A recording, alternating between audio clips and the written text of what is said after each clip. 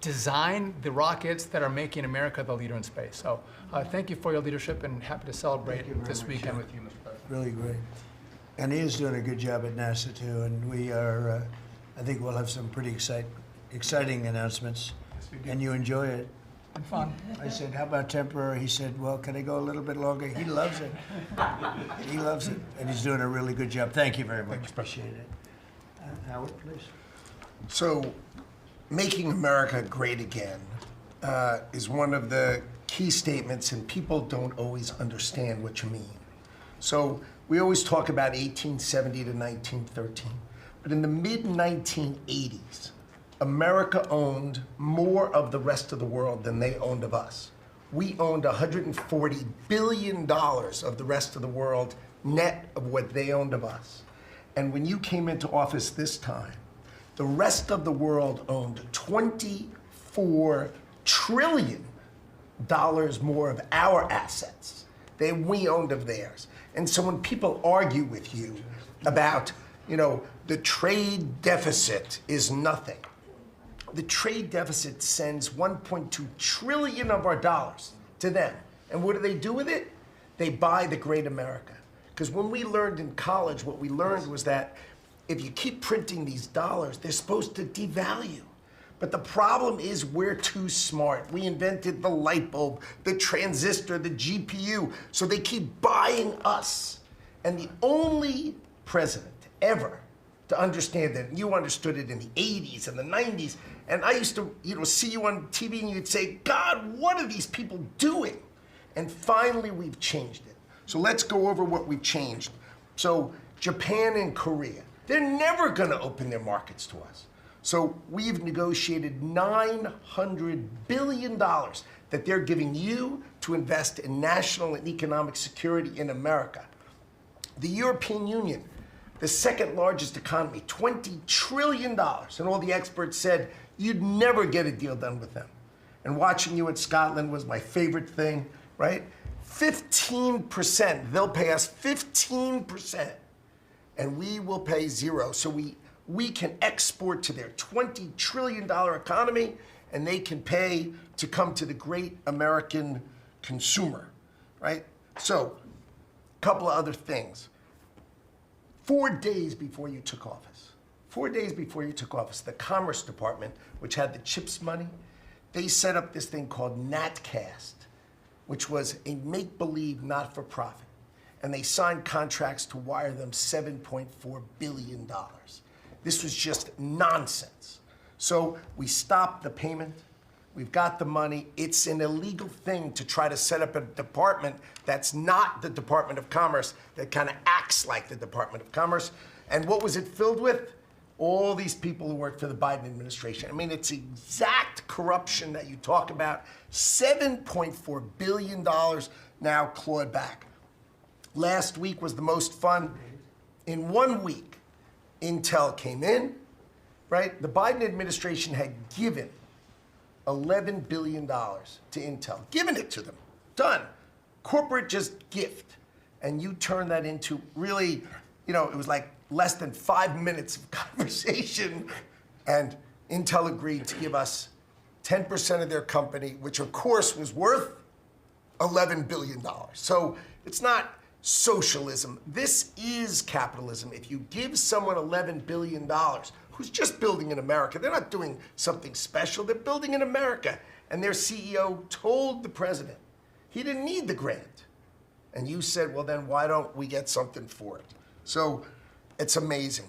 You're going to watch semiconductors come home, right? We don't produce semiconductors. We've got $165 billion for TSMC, but you're going to watch the whole ecosystem come home because Donald Trump is the only president who understands the magnet to make them come home is one word, which used to be your favorite word. Now it's dropped to number 4, which is tariffs, right? Tariffs are going to bring semiconductors home. They are going to empower Bobby to execute MFN. Tariffs are going to be one of those tools that he's going to use to do that. We're going to do it for furniture. We're getting autos. We have steel, aluminum. I mean, it has been a blast, a blast. So 2 more things.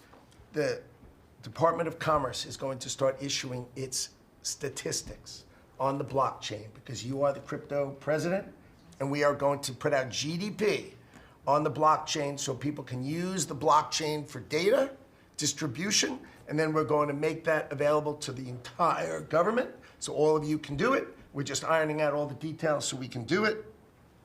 Patents. We have given tens, if not hundreds of billions of dollars to universities for them to do research, and they invent things. And you know who owns those patents? The universities.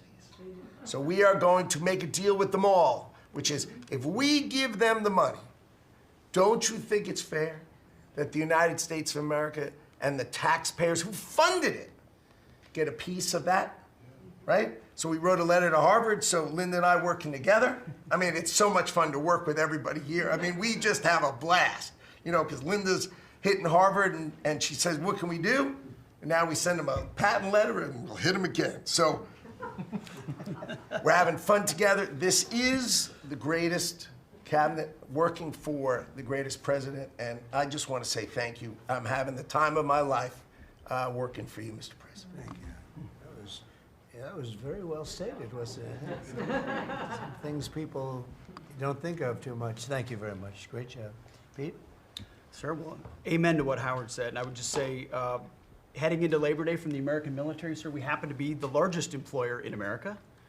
We like to think we have a different form of employees who need to be the toughest and the strongest and the most well-trained and the most lethal. And under the previous administration, and for decades, frankly, it was social justice, it was political correctness, it was divisive ideologies seeping into the ranks and changing how well we do our job.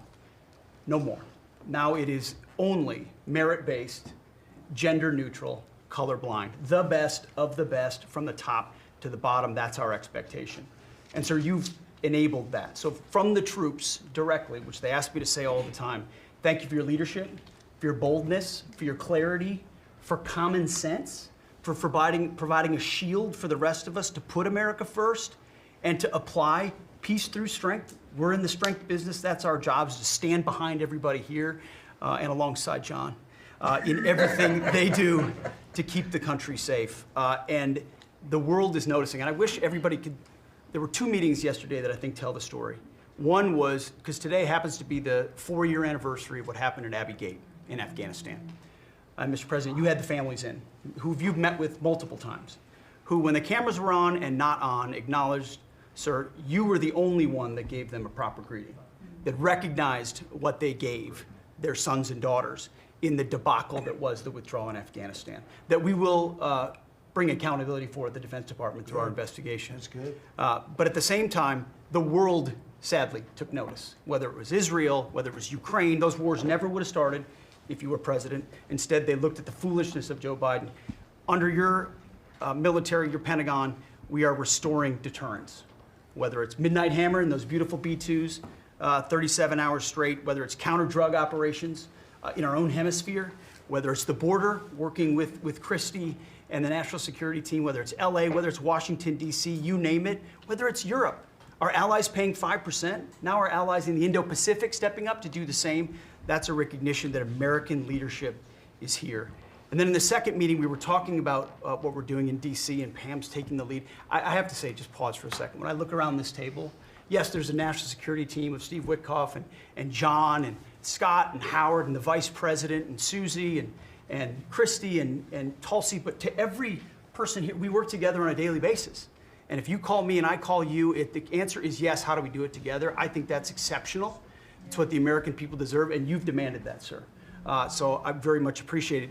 In that meeting on DC, I started my sentence by saying, the Department of Defense, to which you said that just doesn't sound right. So maybe next time we're here, my card will read Department of War. We'll see.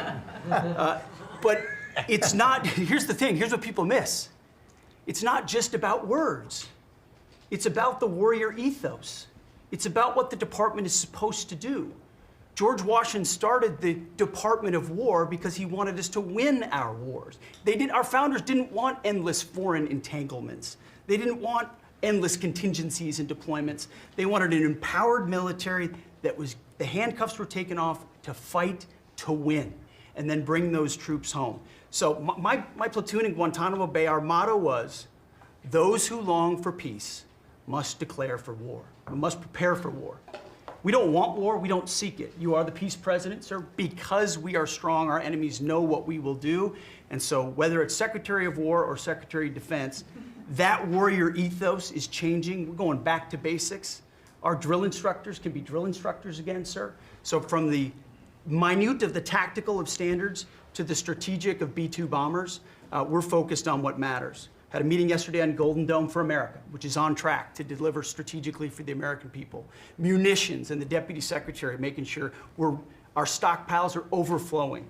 That's our job. I'm an honor to be a part of it, sir. Thank you for your leadership. That's great. I think I like Department of War better, but we'll make that decision, right? But you've been great. Thank you very much. So Marco, go ahead. Well, Mr. President, first of all, everyone's made this comment already and needs to be echoed again. You were elected as the President of Working Americans, and that's why this Labor Day is so meaningful. For me personally, this is the most meaningful Labor Day of my life as someone with 4 jobs. And so,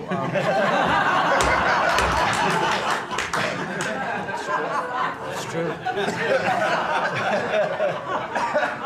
And, but on the point of, you made it very clear from the outset, even in foreign policy, everything we did has to be pro-American. It has to make America stronger or safer or more prosperous. And there's just a few things I want to touch to because it involves your team under your leadership making it happen. The first is, for the first time in the modern era, we are truly on offense against organized cartels that are pumping poison, killer poison, into our cities. And that's a team effort. It's Christie's team, it's Pete's team, it's Pam's team, and obviously it's under your leadership. And by the way, we're getting incredible economic international cooperation. Countries just in the last week, Ecuador, Paraguay, Guyana, Trinidad, today Argentina, all joining us or trying to be helpful in advancing this.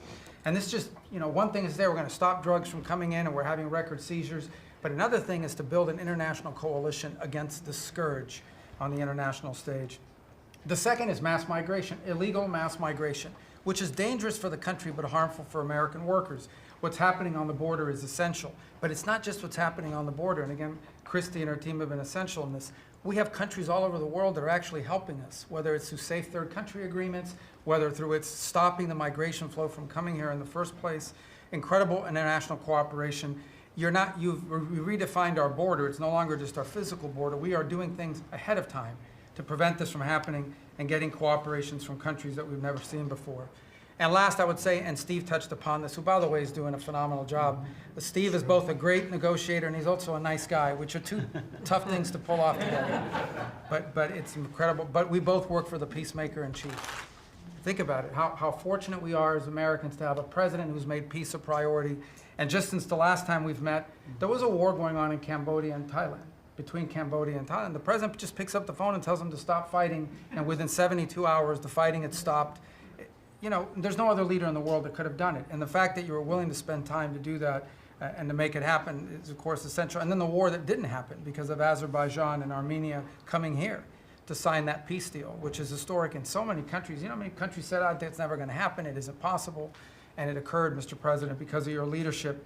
And then on a point of personal privilege, I wasn't even going to raise it. I haven't even talked to you about this. It's a little controversial, but I think I need to bring it up at this time of year.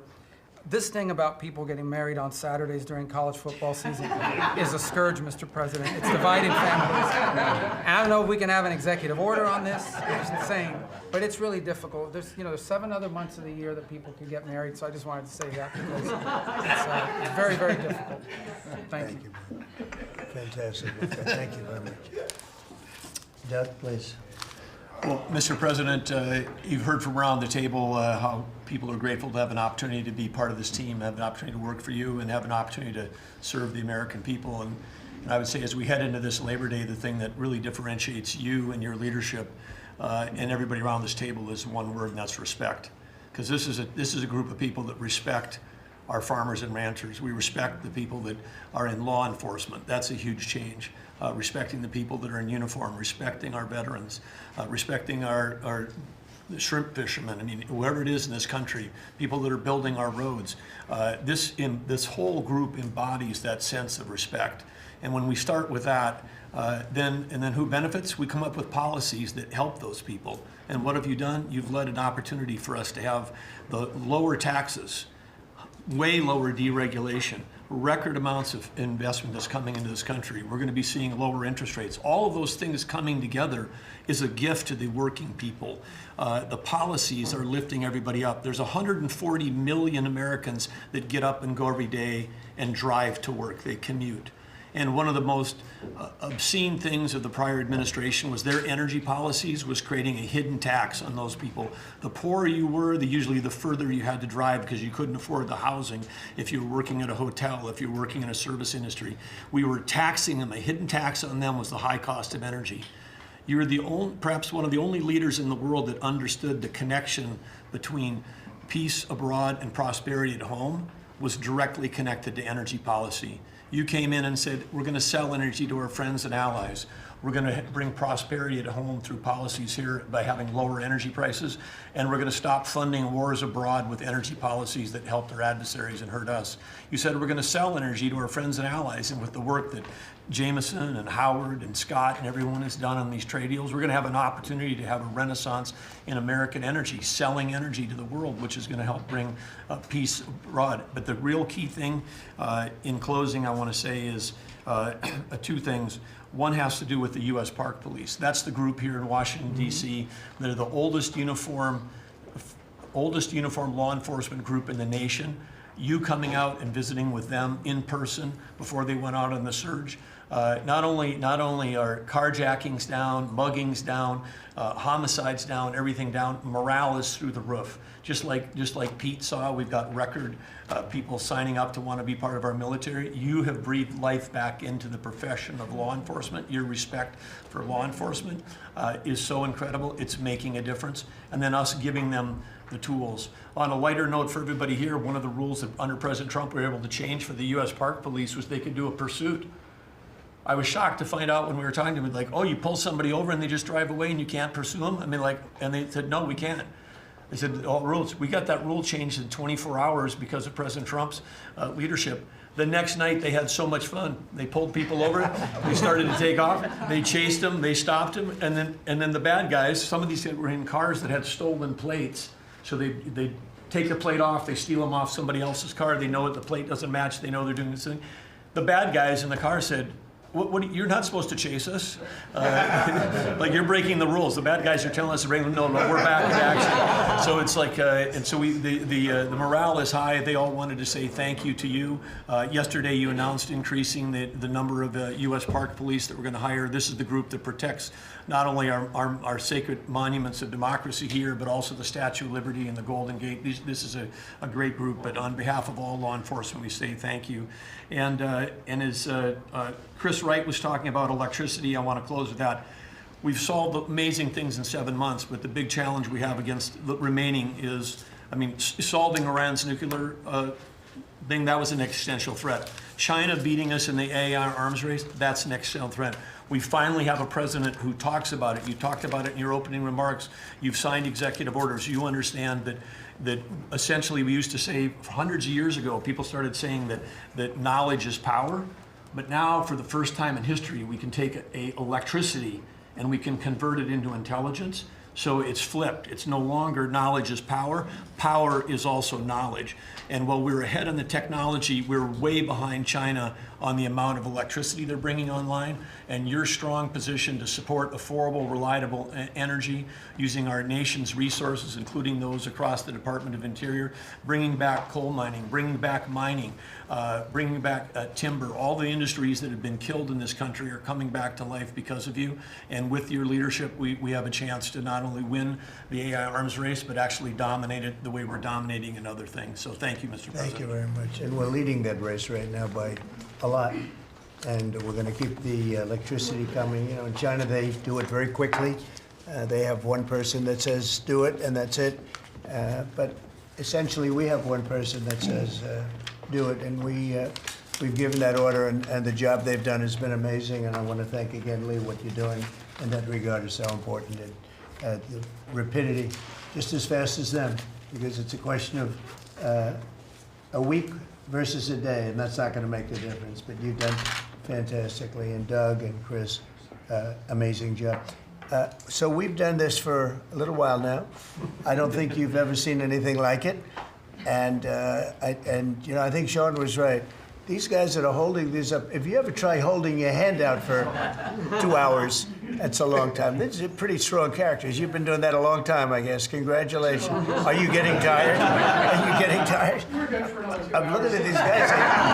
They look like they have no problem. It's amazing, actually. It's, I think they would have beaten you guys in the test.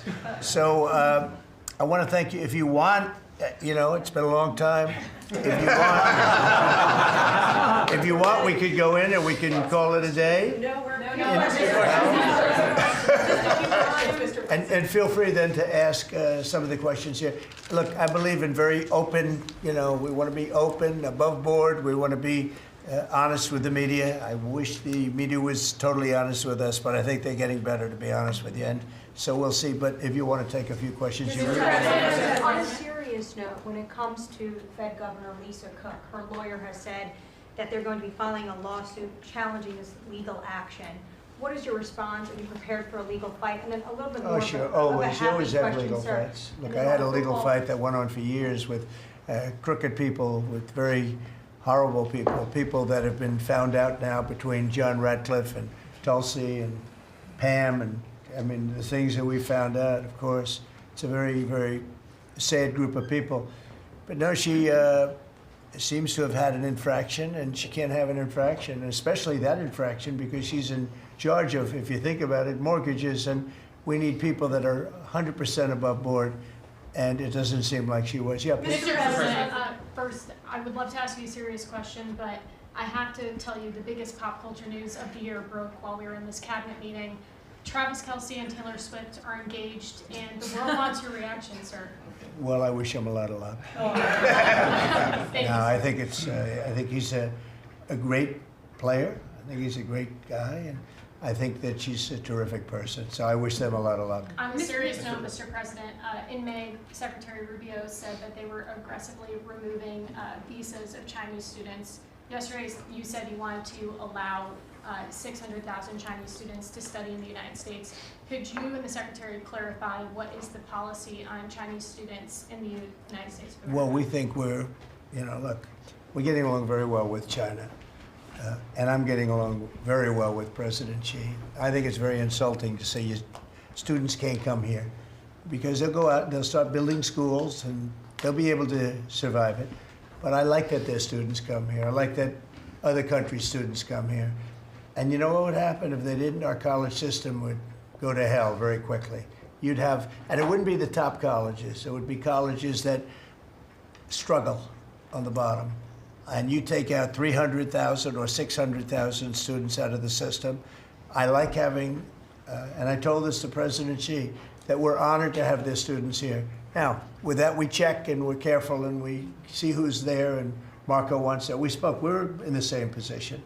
But we have a tremendous college system, the best in the world, nobody even close. That's why China sends them here. And you can call it an industry if you want, but you're talking about millions of people. And I'm honored to have the students from China come here. And we're just getting along very well with China. And it's a different relationship than we had for years, where they took hundreds of billions of dollars, just sucked it right out of our country. They respect us again. I respect them. The relationship is very good. I think it's important that these are two very major powers, nuclear powers at that, but two very important powers. You know, when I get along with Putin, when I get along with President Xi, when I get along with these people, that's a good thing, not a bad thing. We're tough and we're smart and we're strong. We get along. It's a lot better than not getting along. You had somebody in here before. The war should have never started with Ukraine and Russia. It would have never started. And Putin said that himself. President Putin said that himself. So we want to see college students come in from countries. There are some countries that we can't necessarily say that. These are places that have ideologies that we can't live with. So there are some areas, some countries that we can't say that. But we're honored to have the students come here. Please. Yeah, please.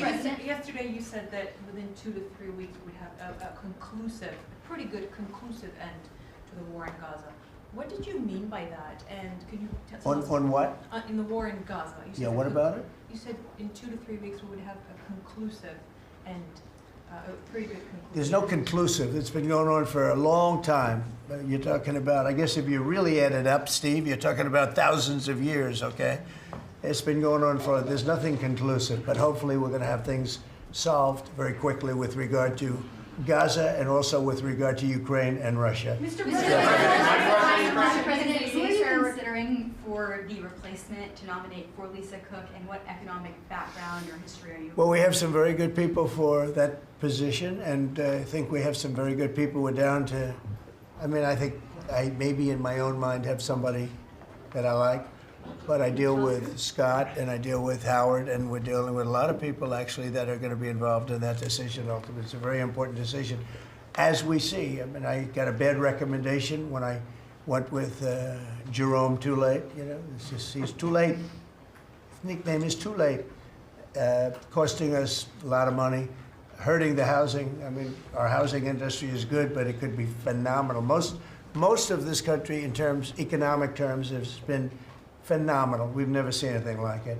Because of him and his high interest rates, the housing is less than it could be. We're going to get that straightened out very quickly. He gets out very quickly, fortunately. He's been the wrong guy. Not a bad person, I don't think, but you know, I do think he has motives, by the way, but I don't consider him, I've dealt with worse. But he hasn't done the job. The recommendation from a certain person was not a great recommendation. That person vouched for him, but we're doing a very careful study. We'll see what happens. Look, we just put a very good man in one position. We might switch him to the other. It's a longer term and pick somebody else, but we're very happy with the person we have in there. And we'll have a majority very shortly, so that'll be great. Once we have a majority, housing is going to swing and it's going to be great. People are paying too high an interest rate. That's the only problem with housing. We have to get the rates down a little bit. And when we do, it's going to be a tremendous difference. The country is doing so well. It sort of blows through the fact that we have a man who's too late and not doing a very good job. Please, in blue. Mr. President, regarding crime in D.C., something that might help especially ladies is being able to carry. I know you've talked about reciprocal carry. Would you like for that to apply here in Washington, D.C.? When you say carry, I assume you're talking about carry what we're talking about, Conceal right? or, yeah. In other words, carry a gun. Is that right? Would you like to carry a gun? I would like to, yes, sir.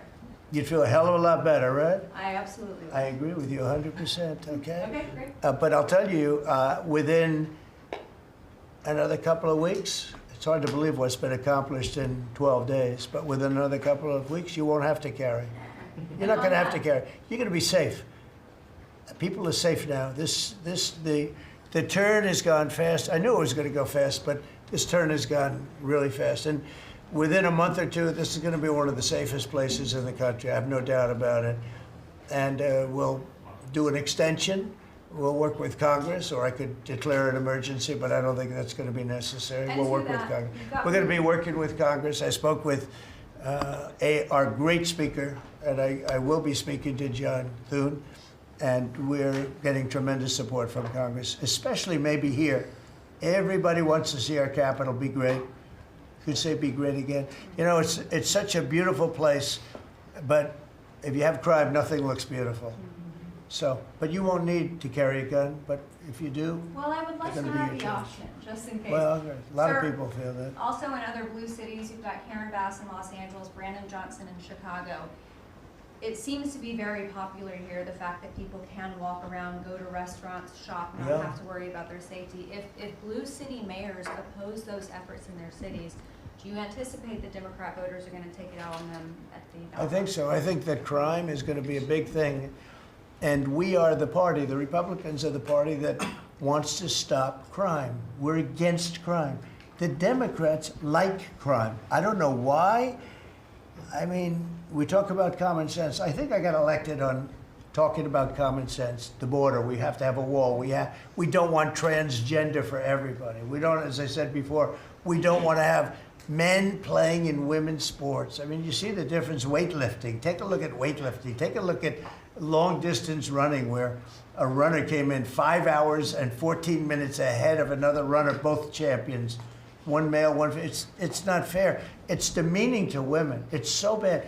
But they have another one, and I think this is the beauty of them all. crime. They're against crime prevention. You can't do that. You can't do that. And I think to myself, I say, is there some game? You know, they're smart people. Is there anybody that could cheat like that in elections is smart, okay? And there's never been in history anybody that could cheat like that. They're smart. They're brilliant in many ways. I say, is there some trick to this? When they say, Trump is in Washington, D.C., stopping crime. He's a dictator. And people are being mugged like your brilliant associate here. I don't know how you're alive. I mean, based on that story, you got very lucky. He didn't just go, all he had to do is this, right? And, you know, it's pretty amazing. So we have something. I think we have two things. I think what Bobby was talking about with respect to drug prices is unbeatable. Nobody else could have done it but us. And I think that crime will be the big subject of the midterms and will be the big subject of the next election. Think of it. They are, instead of saying, Trump's right about crime, it's really bad in Chicago. You have a guy in Illinois, the governor of Illinois, saying that crime has been much better in Chicago recently, and Trump is a dictator. And most people say, if you call him a dictator, if he stops crime, he can be whatever he wants. I'm not a dictator, by the way, but he can be whatever he wants. I think it's going to be a big subject for the midterms, and I think the Republicans are going to do really well. They called it a trap. This Democrat consultant, they said, he's put him in a trap again, because these are all traps. You know, 80-20, but they're not 80-20. They're almost 100-0, all these issues. But I would say that crime is stronger than men playing in women's sports. I think it's stronger than transgender for everybody. You know, it's transgender for everybody, according to them. It's stronger. Of course, this is the cause of it, open borders. Open borders gave us a lot of this crime. So, you know, so they're sort of on an equal footing, I guess. But crime is going to be a very big subject. And you know what he should do if he was smart? Illinois or New York, if they want, or Gavin Newsom, they should call me and they should say, you know, we've got a problem. You know, we could solve with this team, different players, but work the same way, because you'd leave them here. You don't want to take them out and let it go to hell. Everybody's so happy in what, I bet you walked over here today and you had no fear. Nobody has any fear anymore for the last 12 days. But it would be so smart. Gavin Newsom called me up, say, you know what, we have a big problem. We have the Olympics coming up. We want to do well. We have tremendous problems on crime and other things, and would love some help. Chicago in particular, maybe right now. I mean, it's a disaster. It's a disaster. We could solve their problem in, it's bigger than this, let's say 2 months, okay? Working with their police. I know their police very well. I have a big project in Chicago. I was so proud of it. It's the best site in Chicago. I got it. Nobody else got it. I was happy as hell. That was when I was a real estate guy, and I got it. The Sun Times site, they call it. And I built a building. It's a great building. And I'm so embarrassed when I see the kind of crime stats coming out. They're so embarrassed. And if I were a governor, a Democrat governor, or mayor, or anybody having to do, I'd call up President Trump. I'd say, President Trump, we need your help. We saw what you've done in D.C. in a period of 12 days. This is 12 days. We haven't even started. This is going to be so safe. It's going to be the safest place on earth. And we'll do the same thing in Chicago. But I'd like to be asked, as opposed to just going in and doing it. Because, you know, when you go in and do it, then they start screaming, oh, he shouldn't be here. We don't need him. We're doing so well. And then the better we do, they take credit for it. So it's really pretty unfair. Mr. President, Yes, go on ahead. crime, for a lot of victims like myself, a big concern is long-term sustainability. Can you share with the American public about your plan in ensuring that DC is safe in the long term? Longer term, yeah. Well, it's a great question. Number one, we want to stay there for longer than 30 days, as you know. We have an absolute mandate, and I can extend it, but I'd rather not have to declare a national emergency, because by that time, I mean, right now there's not an emergency. We've done, as you sort of said yourself, it feels like a different world. We've got under arrest and prosecution, and we've taken some, and we're in the process of taking hundreds out of our country that shouldn't be here. And these are hardcore professional criminals. They were born to be criminals, in my opinion, but they're seriously bad people. Murderers, drug dealers, you know them all. You see them all as you walk beautifully to work, and every once in a while somebody puts a gun to your head, because that's what happened in your case. We're getting a lot of them out of the country. We're putting a lot of them in prison because we're afraid to bring them out of the country. They could come back. You know, as good as we're doing, they could come back. We don't want them back. And that's going to solve a lot of it. We also think there should be a presence here for long enough. We should also work with our police department, because you have very good police here. Very good. We're working very well with them, by the way. And we have to work together for a while. We have some people that are very tough and very strong. Working with the police, they're going to be able to handle it. And you know what? If it gets a little bit bad, just a little bit, I'll bring them back in and we'll straighten it out and we'll make it perfect. You're going to be so safe in the city. And you're going to have the city beautified. We're going to be giving out, we're working with Clark, as you know, construction. They're the biggest. They're working with me also. We're building a beautiful ballroom for the White House. They've been after it for 150 years, employs a lot of people. It's going to be as beautiful a ballroom as has ever been built. And Clark is the big builder in this city. They've done, I guess, a majority of the good work, the big work. And we're working with them on the beautification, the fixing up of the roads, the fixing up of the medians, between the roads, so cars don't wrap into each other. They wrap into I have one piece sitting on the ground for weeks. This was a year ago when I had to come in, unfortunately, for fake court cases. And I looked at the condition. We have it fixed up a lot right now. You know, the tents are removed and a lot of things have taken place. But I'd come into this city and I'd say, boy, does it look bad.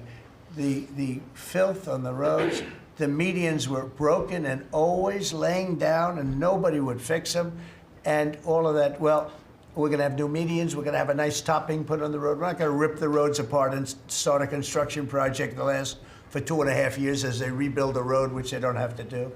And we're going to have this place so beautiful. That's going to be a part of it.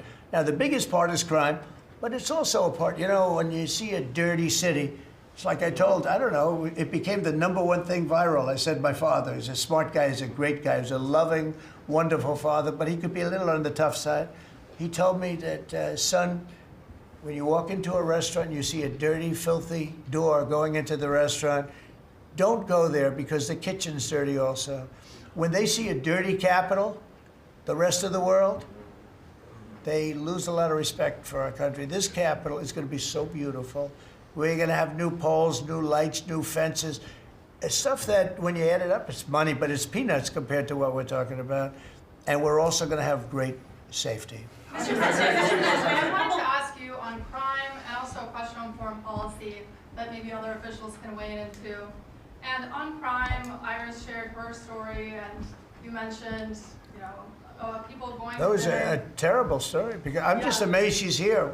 When the gun is, Pam, when the gun is put to the head, did they ever capture these people, by the way? I kept calling, but I haven't heard back about this guy. It'd be really great if you could maybe give the information. She's very good at capturing people, you know? She's very good. If you could give that information to Pam, would be great. Would you do that? Yes, will do. Wouldn't you'd love to see them? I would assume you'd like to see them captured. For sure. You can't. You just can't. For years. Yeah, take a good look at that. So, Go ahead. So go ahead. Just a few weeks ago, I was out to dinner with my husband, and you know, we're taking the metro back, and then we get attacked on the metro. They're throwing things. Some teenagers, you know, they're throwing liquid at us. Oh, they're throwing things. They throw. How about where they chop down the granite curbs and the concrete curbs? But the granite curbs so expensive. You know, those granite curbs, nobody uses them because they're so expensive. And you see a guy chopping them and handing out big chunks of them like a brick, because they couldn't get in because people were stopping them from walking out. A little bit unusual when you're walking with a bag of bricks. Generally speaking, Sean, that's not a good sign. It's not a good sign. But they now come in with hammers. They can disguise a hammer, and they start pounding the concrete and the granite, and they hand out chunks. And those people take those chunks and start throwing them at cops, or they stand on the top of bridges and they drop them down into the windshield of your car, and you get killed running into a light pole. It's those days are over. I wanted to ask you, Governor Hochul, Kathy Hochul said that she spoke to you on the phone, and you said you might send National Guard troops to New York. You mentioned that. So will you? I'd love to do will you it. be If sending she'd troops like, to I them? get along with Kathy. If she'd like to do that, I would do it. See, look, New York has difficulty like other, and I don't want to make this I want to make this like friendly. But the places we're talking about happen to be virtually all Democrat run. Now, take a look at your 25 places that are most troubled.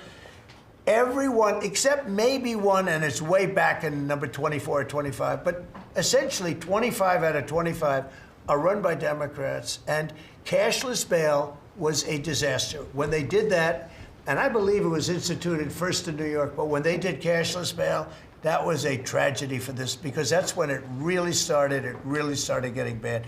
When somebody kills somebody, you don't say you can come out, you don't have to put up anything. You put that person in jail and you find out whether or not it's true, but you don't give cashless bail with a promise to come back in a couple of months, we'll start talking to you. Because they go out and they kill other people, and you can't do that. The cashless bail has been, it's just a woke thing. It's got to stop. You see that, Christy, better than anybody. It's got to stop. It causes unbelievable, and we're doing that. We're stopping it in D.C. I would love to have the governor of Illinois call me and say, look, we have a problem in Chicago. We will stop that problem in Chicago in 2 months, maybe less, 2 months. We'll stop it. These are tough cookies we have working for us. These are tough cookies. These are not politically correct soldiers that I won't go into definitions of what that means, but these are not politically correct soldiers. These are rough guys. I watched it last night. I see it. I saw them the other day when we went down and we spent some time together with them. These are tough cookies. These are not people that you're going to laugh at and spit in their face and they're not going to do anything about it. And these people, they're afraid, these gang members who are bad people too, these are bad, these are just bad people. Ours are bad, but they're bad in a good sense, right? You don't understand that, Scott? And we can solve Chicago in 2 months. Now, then, as per your statement before, we have to keep it going, and we'll be able to keep it going. The first thing you have to do is get it down. We are very close to being at that position in D.C., and within a month, we will be, within a month from when we started, which is quicker than I thought, you're going to feel very, very safe. I think you feel very safe right now. But I would love it to have these governors, mayors call me and say, we'd like to invite you into our community because we have a problem and you can handle the problem and we can't. One other thing, sanctuary cities, they should be terminated. They're sanctuary for criminals. They're safety and security for criminals. They are very, very bad. And all of these places have big sanctuary cities, and all they're doing is protecting criminals. Okay. Questions about Lisa.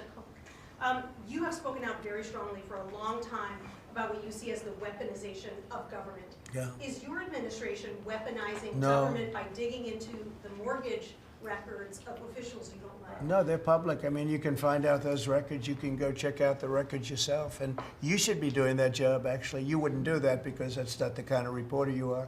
But you should be doing that job. I shouldn't have to be doing it. If you did your job properly, we wouldn't have problems like Lisa Cook. Go ahead. You were going to say something? So would you be trying to fire Blue? Lisa Cook if she had voted to lower interest rates? On national Please. security. I think we have to have lower interest rates, yes. A follow-up question for you and Madam Attorney General on national security. We've heard from Stephen Miller yesterday in the Oval Office that there are street criminals here in D.C.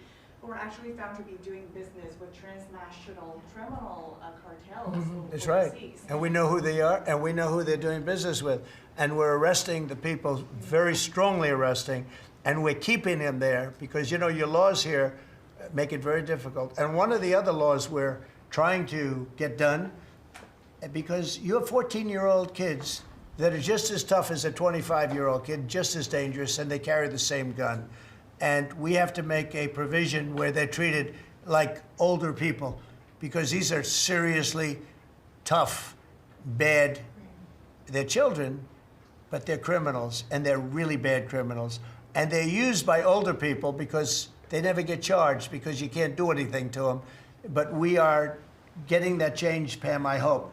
because you have 14-year-old kids that are evil, they're sick, and they have to be put away. Something has to be done, because you can't have a society where they're allowed to walk the street. You know that better than anybody. Mr. President, on your way to Alaska. I can't believe it. You're not tired holding that? I have Look a at few this. more questions. How strong are you? How strong are you? Look at him. He's been holding that thing for 3 hours. You're a good fisherman. Well, I should give that a shot. Go ahead. On the way to Alaska, you had mentioned that there would be severe consequences if Vladimir Putin did not agree to a ceasefire. Yeah. After that summit that was rolled back, given the negotiations, is he back on the clock now? I want to see that deal end. It's very, very serious what I have in mind if I have to do it, but I want to see it end. I think that in many ways he's there. Sometimes he'll be there and Zelensky won't be there. You know, it's like, who do we have today? I got to get them both at the same time. But I want to have it end. We have economic sanctions. I'm talking about economic, because we're not going to get into a world war. I'll tell you what, in my opinion, if I didn't win this race, Ukraine could have ended up in a world war. We're not going to end up in a world war anymore, but it would have ended up possibly in a world war. That would have been they were ready to trot. But just like India and Pakistan, we're going to end up in a nuclear war if I didn't stop them. You know, it's sort of strange. I saw they were fighting. Then I saw 7 jets were shot down. I said, that's not good. That's a lot of jets, you know. $150 million planes were shot down. A lot of them, 7, maybe more than that. They didn't even report the real number. I'm talking to a very terrific man, Modi of India. And I say, what's going on with you in Pakistan? Then I'm talking to Pakistan on trade. I said, what's going on with you in India? And the hatred was tremendous. Now, this has been going on for a hell of a long time, like sometimes with different names for hundreds of years. But I said, what's going on? I said, I don't want to make a trade deal. No, we want to make a trade deal. I said, no, I don't want to make a trade deal with you. You're going to have a nuclear war. You guys are going to end up in a nuclear war. And that was very important to them. I said, call me back tomorrow, but we're not going to do any deals with you, or we're going to put tariffs on you that are so high. You were there, Howard, right? Yep. You're going to put tariffs on you that was so high, I don't give a damn, your head's going to spin. You're not going to end up in a war. Within about 5 hours, it was done. It was done. Now, maybe it starts again. I don't know. I don't think so, but I'll stop it if it does. We can't let these things happen. The Russia-Ukraine situation, last week, 7,012 soldiers, 7,012 soldiers died. They were Russian, they were Ukrainian, they weren't American, so a lot of people would say, what do you care? They're not American. I care. They're 12,000, over the last couple of weeks, over 12,000 people died in like in 2 weeks. You know, we're talking about crime where somebody's killed here or somebody. Think of it, you have your son leaving Russia, leaving Ukraine, their little house, wherever they live with their parents, they're waving goodbye, just like our parents would wave goodbye. And they're waving goodbye, son. And then a week later, his head's blown off in a stupid war by a drone, a whole new form of military problem. So, no, I'd like it to stop. I want to get it to stop. And it will not be a world war, but it'll be an economic war. And an economic war is going to be bad. And it's going to be bad for Russia, and I don't want that. Now, I have to also see, because not everybody, you know, Zelensky's not exactly innocent either, okay? You know, it takes 2 people to tango. And I say it all the time. You got to get them together. I get along with Zelensky now, but we have a much different relationship, because now we're not paying any money to Ukraine. You know, stop that. We're paying money to ourselves. What's happening is NATO is buying all of the equipment and paying in full. But even with that, forget about that. I want to get it stopped, because it's a lot of lives that are being lost. Every week it's 7,000, 5,000, 6,000. I get the reports, and I see battlefields. I'd rather not see them. And you know, you read about Gettysburg. You read about Gettysburg, and you see, you know, those 600,000 people. But in that war in particular, was really bad, like 150,000 or something, just dead body. I'm seeing the same. I see pictures. I see satellite pictures of heads over here, arms over here, legs over here. And this is like a modern age. It's no different than the worst wars that I've ever seen. And if I can stop it because I have a certain power or a certain relationship, I had a very good relationship with President Putin. Very, very good. That's a positive thing again. And I think I'm probably the only, Steve Witkoff would tell you I'm the only one that can solve it. I don't know, he's told me that a few times, unless he was saying that just to build up my ego, but it's not really. I have no ego when it comes to this stuff. I just want to see it stop. Thousands of young people, mostly young people, are dying every single week. If I can save that by doing sanctions or by just being me, or by using a very strong tariff system that's very costly to Russia or Ukraine or whoever we have, you know. But I stopped 7 wars, and 3 of those wars were going on for more than 30 years. You know, if you look at Congo, if you look at, just look at any of them, almost all of them were going on for an extended period of time. Now, interestingly, one had just started, it was 2 days old, and you know that one.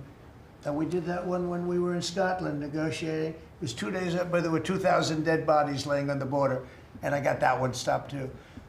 And I'm very honored by that, but I still, the one that I thought would be the easiest is turning out to be the hardest. That's President Putin and President Zelensky, but I think I'll get it done. Why do you Can think you that stop is? Why is it the harder than family time for you? You never know. It's war. Can you stop the family? With war, you never know, right? War's very tricky, very horrible, but with war, you never know. Things change. People go into war, think they're going to win the war, and then they get their asses kicked, and they lose their country, and they lose millions of lives. Nobody goes into a war thinking they're going to lose. They go in. I'm sure that Ukraine thought they were going to win. It's going to be, you know, we're going to win. You're going to beat somebody that's 15 times your size. Biden shouldn't have let that happen. Biden shouldn't have. I mean, the man was grossly incompetent. He should have never been there. That would have never happened. But you don't go into a war that's 15 times your size. Do you think The Say it. Fed just put out a statement saying that Lisa Cook has indicated through a personal attorney that she'll promptly challenge this action in court, seek a judicial decision that would confirm her ability to continue. That's all right, whatever And it it is. says the Fed will abide by any court decision. Thank you very much Will for reading you abide that. by a court decision? I abide by the court, yeah. I abide by the So court. the Yes, question please. is- That's enough, that's enough. Mr. Go ahead. President, what other companies are you thinking about taking stake in? Well, you know, we didn't take a stake in the sense that it was reported. Everyone said, I bought a stake in Intel. No, I got it for free. I said I was with the, is that correct statement? Howard was there. Absolutely correct. Scott knew all about it. They came in, a man was charged with something by a very good person, Senator Cotton, made some statements about the gentleman that was running Intel. When he came in, and I said some rough things about him, I said, I'm not happy with it, and they called, and he was very devastated at what I said. I said he should immediately resign. And he came to see me, and I was very impressed by him, actually. And he made a mistake, or factors happened where something like this could have taken place. In the meantime, his board was staying by him. And I said to him, and took about, I would say, less than 45 seconds. I said, you know what you should do if you're smart? Give the United States of America 10% of your company. And he looked at me and he said, I'll do that. I said, I just made $11 billion for the United States. And we made the deal. I didn't pay, we didn't write a check.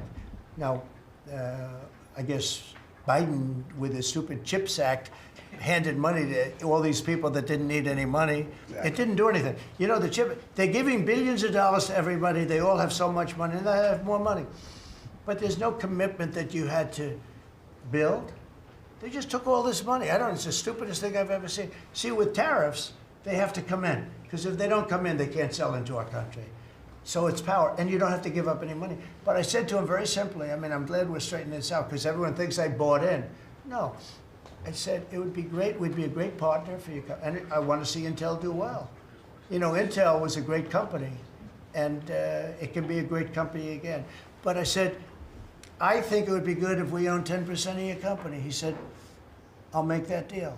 And it happens to be worth $11 billion. So we made $11 billion for the country. And then I was criticized by some of the fake news media. That's not the American way. Actually, it is the American way. Now, if I can help other countries or do those deals with others, I would do that. I think it's great. It's good. Builds up our balance sheet. Let me tell you, our country is becoming very rich again. You don't see it.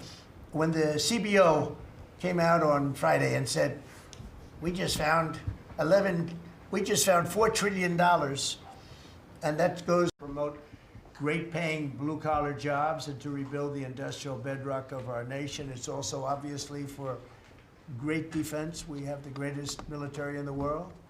We rebuilt it largely in my first term. Some of it was stupidly given away to Afghanistan. For what reason? Nobody can figure that one.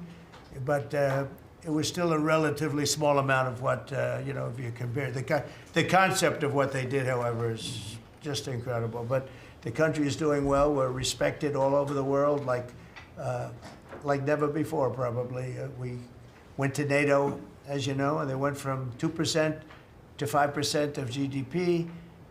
Nobody expected that. And the difference is they didn't pay the 2 and they paid the 5. So, and as you know, we are selling a tremendous amount of equipment to NATO. We're not spending any money, we're making money, but I don't want to talk about making. I want to talk about we're no longer involved with funding Ukraine, but we are involved with trying to stop the war and the killing in Ukraine.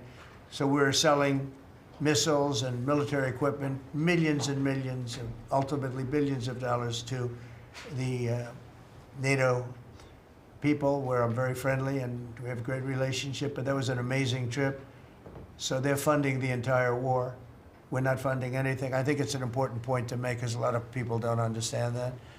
And we will continue to do that, and we're trying to get as much as we can for them. They want the American product. The American military product is by far the best in the world, and that's what they want to get. They have lots of options, but that's what they want to get. So the factories are doubling up and tripling up where they make the Patriots and other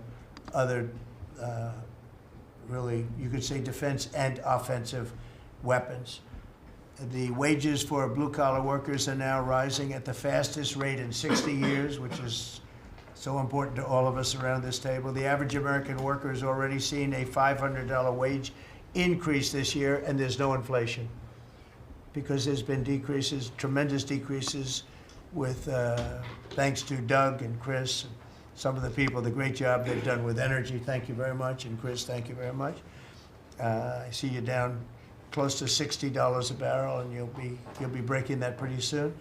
And that has a huge impact. So we have groceries are down. Energy is way down. Energy is way down. It was $4 and $5 for a gallon of gas. Think of that for gasoline. And now it's probably $2.25. There are some places it's $2. It broke $2 at a couple of locations in the South. In places like California where they charge such high taxes, it's higher, but it's still much lower than what it was a year ago. So energy's way down, groceries are way down, eggs are way down. Thank you very much, Madam Secretary. You've done a great job. Appreciate it. When we came in, the eggs were through the roof. They were 4 times higher than they've ever been. And my first question from you people were, what are you going to do with eggs? I said, what's the problem with eggs? That was caused by Biden, or whoever was operating the auto pen actually caused it, I guess, because I don't think he knew too much about eggs. Factories are booming compared to before I took office. Domestic auto production is going to be, it's going to be so thrilling in 2 years when you see the numbers, because they're building plants all over the country. They're all coming in because of tariffs. They don't want to pay the tariffs. And if they build their plant here, they don't pay the tariffs. And they're pouring into our country, and you know about AI and you know about but the auto plants, you know, that's the good old-fashioned stuff that I love. The auto plants are pouring into the United States of America. They're coming from Mexico, they're coming from Canada, and they're coming from Europe, all over Europe. And it's been pretty amazing. So factories are booming. And when they actually open, right now they're booming in terms of construction. This is something given to me by Mark Zuckerberg. And you'll see, this is AI now. These are, I never understood. I said, well, because I built shopping centers, and for $50 million, you can build a very nice shopping center. So I never understood when they said $50 billion for a plant. I said, what the hell kind of a plant is that? But when you look at this, you understand why it's $50 billion. So this is one he's building in Louisiana. That's Meta, Facebook, as people understand it to be. But look at that, that's the size of Manhattan. So that's superimposed over the island of Manhattan. It takes up a big part of Manhattan. I think they say 81% of Manhattan. So these are big things, and they're going up. A lot of them are going up now. I don't know that big. Actually, Mark is building 4 of them, and others are building similar places. And when these things open up, I'll tell you what, our country, we're leading China now in AI, substantially leading China. And the reason is because we're letting them build their own electrical facilities. We would need double the energy that if you take all of the electricity that we produce right now in this country, you'd have to multiply it times 2 or maybe 3 times. So 3 times more than we have right now for everything, to operate your toaster and everything else, okay? 3 times more. And the way we are able to succeed, because China goes out and builds these massive plants. They're right now building 58 coal, in this case, almost all coal-fired plants. And coal is back with this country too, by the way. There's a reason they use it, because it's good. It works for them. And we call it clean coal. We don't call it coal, we call it clean, even very clean coal. But we have coal going up, we have nuclear going up. Nuclear is very much in vogue now. It's safe and inexpensive and great. We don't allow windmills. We're not allowing any windmills to go up. I mean, unless there's a legal situation where somebody committed to it a long time ago, we don't allow windmills. And we don't want the solar panels that I was speaking with the secretary about, because they take up, thousands of acres of our farmland. You see these big, ugly patches of black plastic that comes from China. And the solar is, I like solar in some ways, but for firing up your big plants, it doesn't work. It's very unstable, but it really takes up your farm. The farmers are saying, they're building these massive blotches in the middle of the fields all over the country. It's so crazy. It's so crazy. So we're not heavy into that at all. And windmills, we're just not going to allow them. They're ruining our country. They're ruining everyone. If you look at, I hate to mention countries, but you look at the UK, what's happened at UK, they have energy costs have gone through the roof. It's because of wind. They want to do everything, close up the northern parts of the country. They have oil that's tremendous.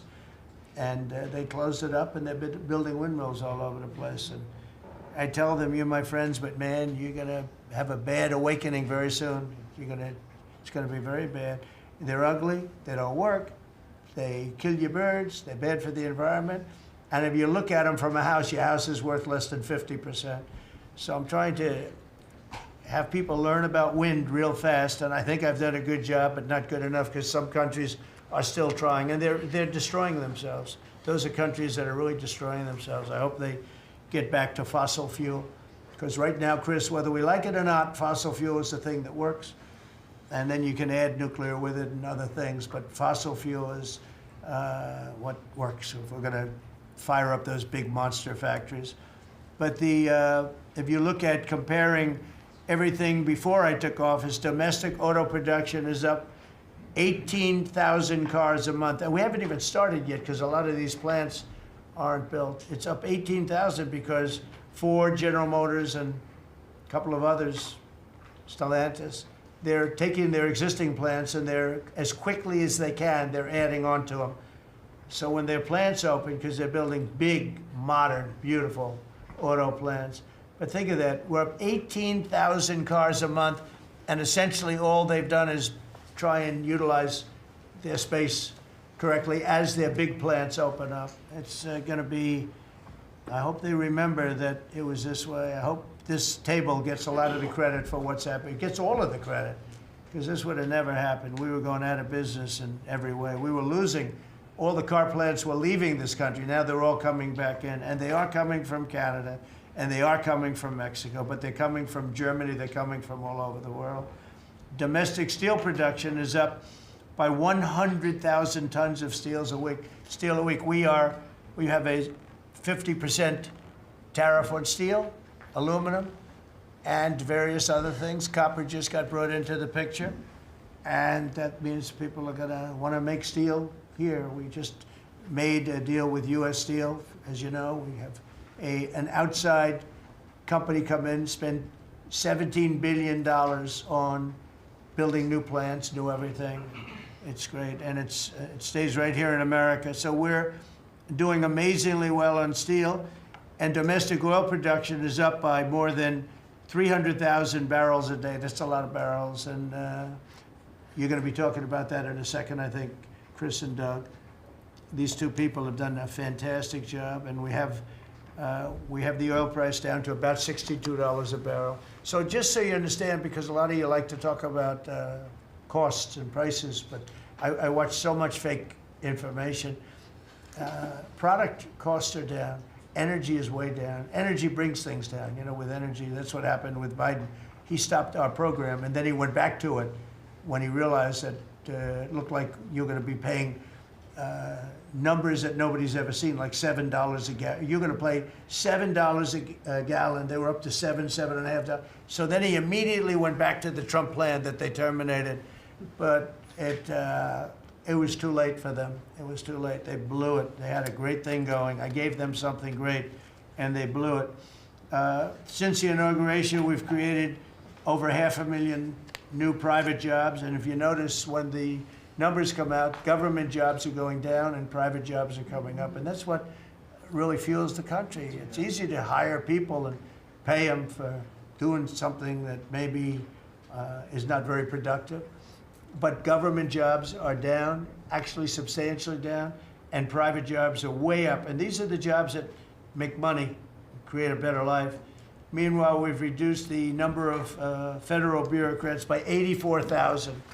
So we got rid of 84,000, and I think the job numbers, you're going to see the new job numbers are going to be through the roof because of all of the different businesses that are moving into our country. And not just production businesses, autos and AI, but any business you can think of. In the world of furniture, as an example, North Carolina, I went there many times when I built a lot of hotels and things, and I'd go to North Carolina, I'd buy the greatest, they were the greatest, most talented people. And then China came along and took all of those jobs away. If they would have tariffed them, China wouldn't have taken any of the jobs. But we had presidents that, honestly, and I like some of them, but they didn't know what the hell they were doing from a business standpoint, from running the country. And North Carolina, the most talented woodworkers that you've ever seen. I'd be there and I'd watch them. I'd say, I'd like to have a rail in that chair. Maybe, can you fancy it up a little bit? How about this, sir? And they'd hand me a thing. It was like they were artists. They were unbelievable. And that business was stolen from us by others, not only China, but by others. All of a sudden, you're ordering your furniture from China. It was not even close to being as good, but they couldn't compete with it. If we would have said costs 100% or 200% tariff, you wouldn't have lost one job. It's so sad. But we're going to rebuild North Carolina furniture and other places, South Carolina too, to a lesser extent. They make furniture. But furniture, we're going to put a very substantial tariff on. We've already announced it. It'll be done pretty quickly.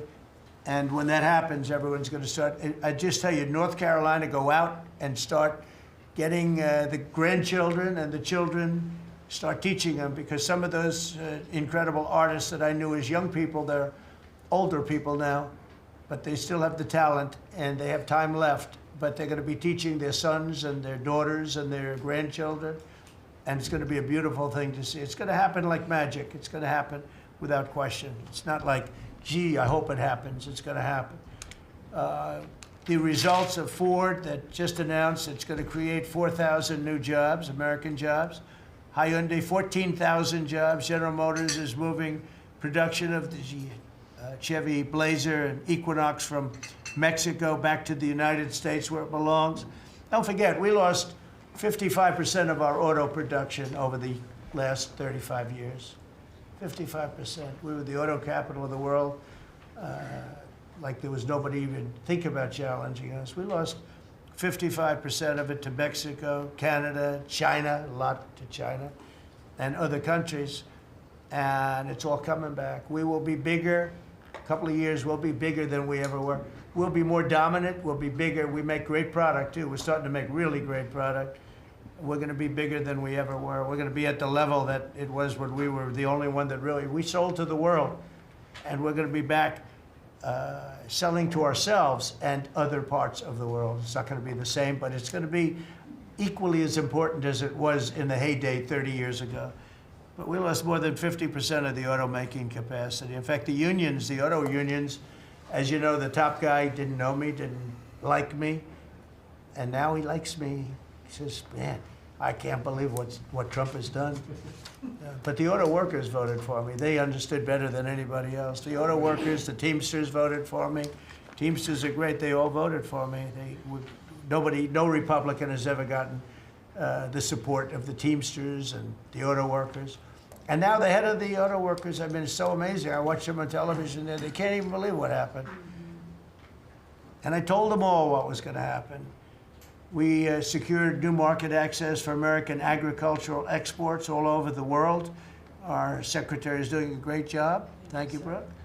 And we have negotiated historic trade deals with the United Kingdom, China, Indonesia, Vietnam, the Philippines, Japan, South Korea, who was here yesterday, and the European Union.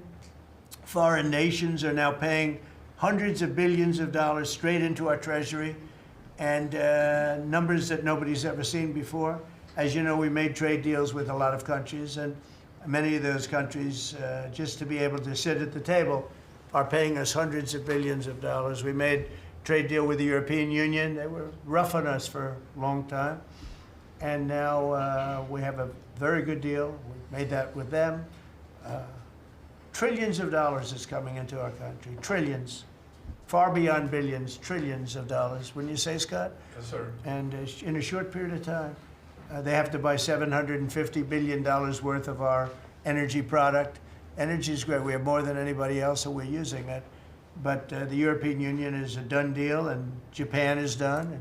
And, I heard there was a problem with South Korea, but we met yesterday, and they're done. We didn't do anything. We just kept the same deal. He honored the deal. They wanted to see if, well, I don't even want to say it, but they wanted to see if they could do something. But they honored the deal, which is nice. And we cut the previous record-setting trade deficit, I hear just came out. We cut it in half already. We haven't even said, we've only been here really for a few months because, you know, it takes you a little while to fix up the Oval Office and do those things. prepare for the battle, right? So we really only been here for a very short period of time, and we cut the trade deficit in half. Is that right? That's fantastic. I didn't even think we were going to do that. And remember, these are things that are being built. These things, you know, all these numbers, they're not open yet. When they open, you're going to see things happen in the United States that nobody's ever seen before, including our country in its heyday. And I had the greatest economy in the history of our country my first 4 years, despite COVID, which was a very unfortunate situation for the whole world. We did a great job with it, never got the credit for the job we did. Operation Warp Speed, people say, is one of the greatest achievements ever in politics or in the military, because it was almost a military procedure.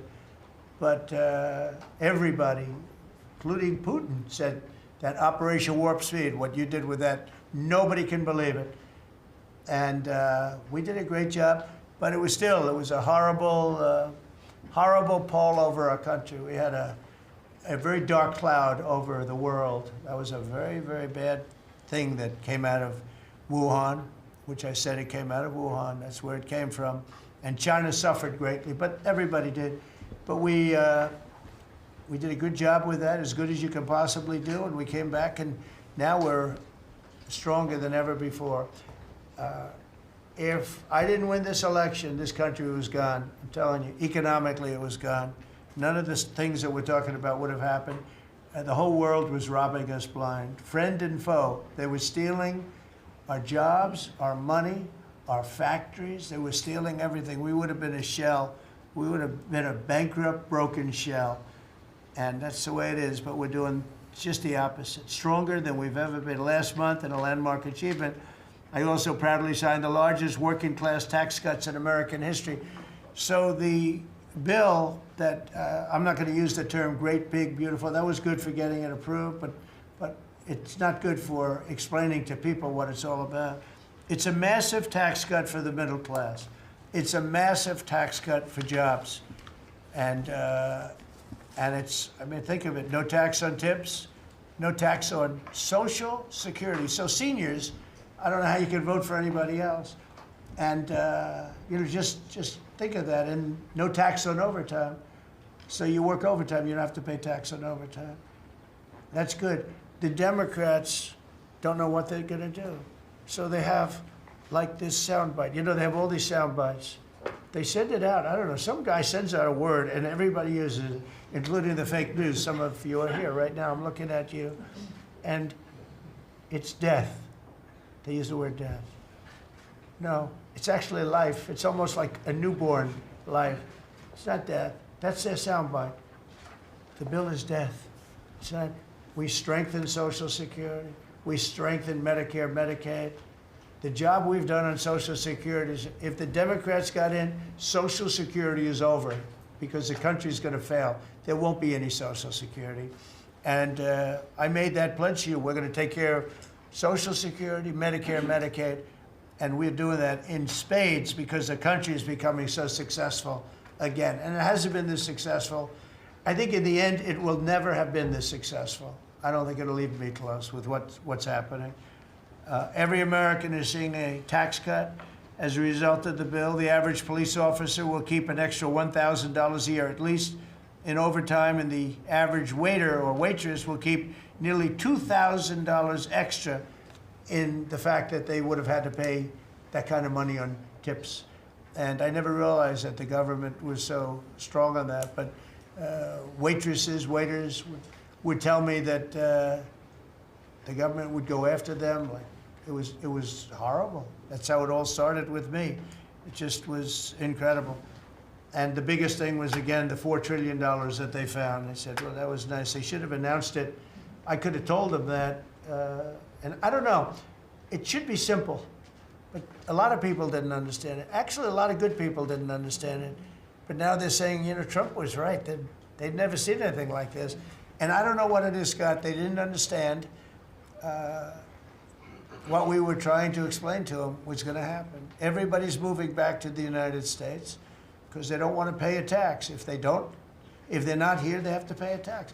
And it didn't seem that complicated.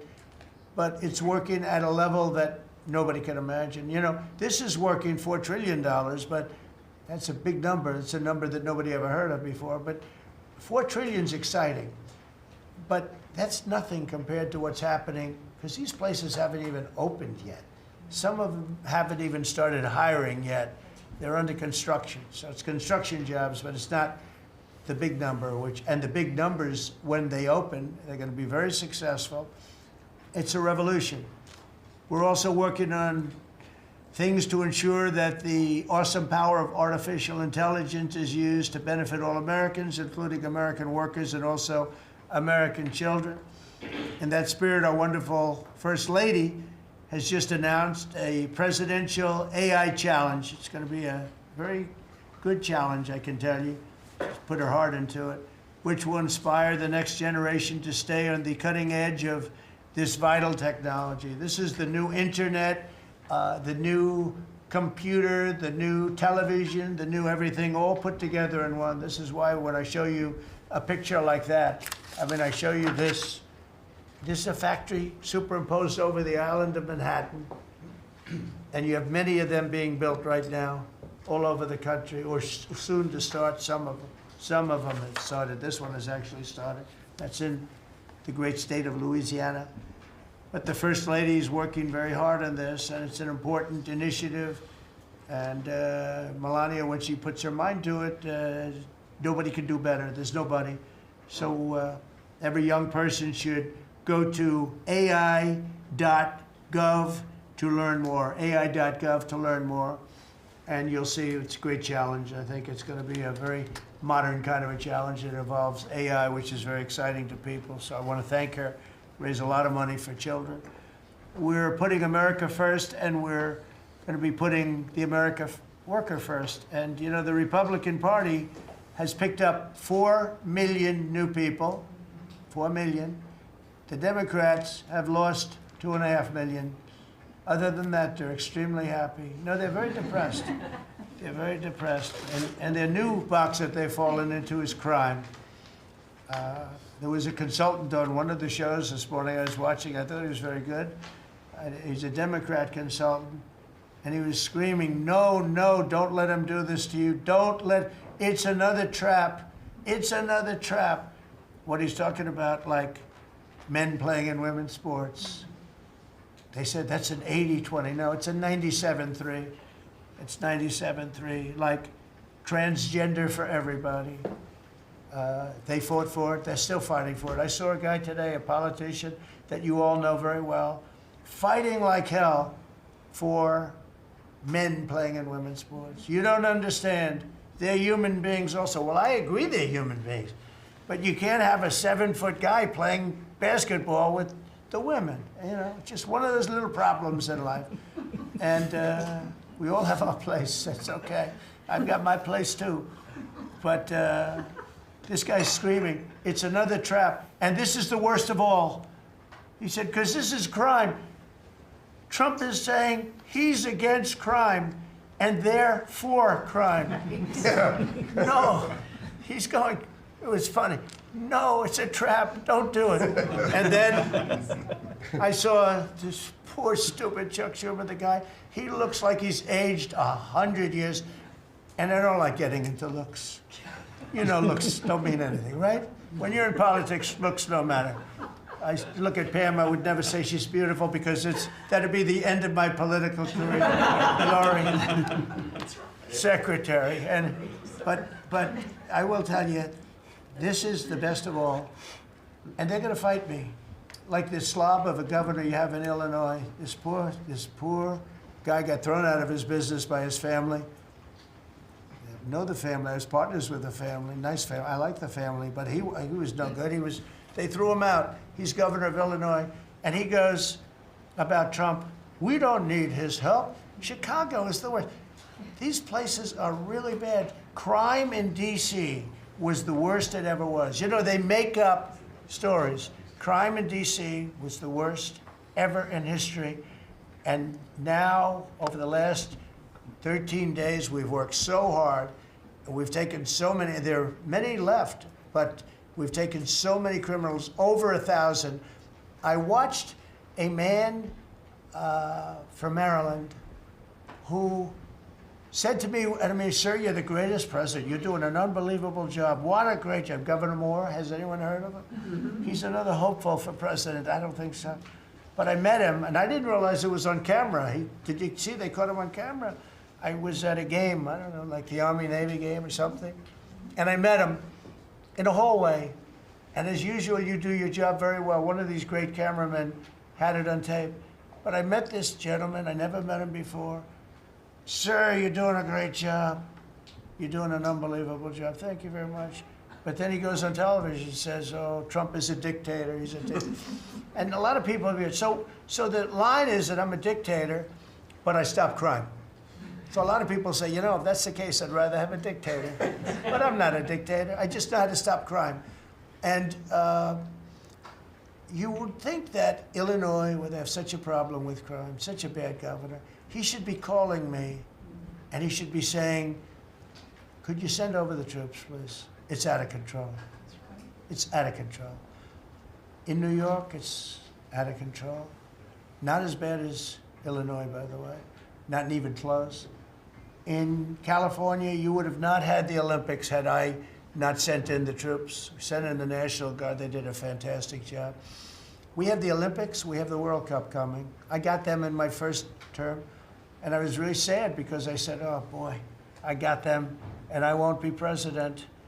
and little things happen. Thank you, God. Thank you. Little things happen. Think of it. You could ask Johnny. Johnny would tell you, he's the head of World Cup. He's a great guy too, great commissioner, but he's the head of the World Cup. He said, Trump is the only reason we're doing this.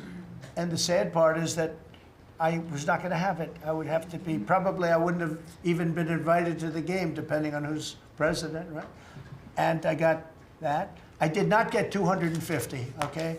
The 250th anniversary, I did not get. I'd like to claim it, if I might, but I did get that. That was whether I was president or not, it was still 250. I'd like to take credit for it. What I will take credit for is we're going to have a better celebration under Trump than you would have had under some stuff. That I'll take care of. We're going to have a safer place, Christy, because of you and Tom Homan and everybody, right? But, so we have 250 coming up. We have the World Cup coming up, which is like having 45 Super Bowls. And we have the Olympics coming up. So we're going to have a very exciting 3.5 years remaining. We're going to have a very exciting, it's going to be done properly. So I just want to tell you, our country's in incredible shape. Our military is strong and powerful and respected.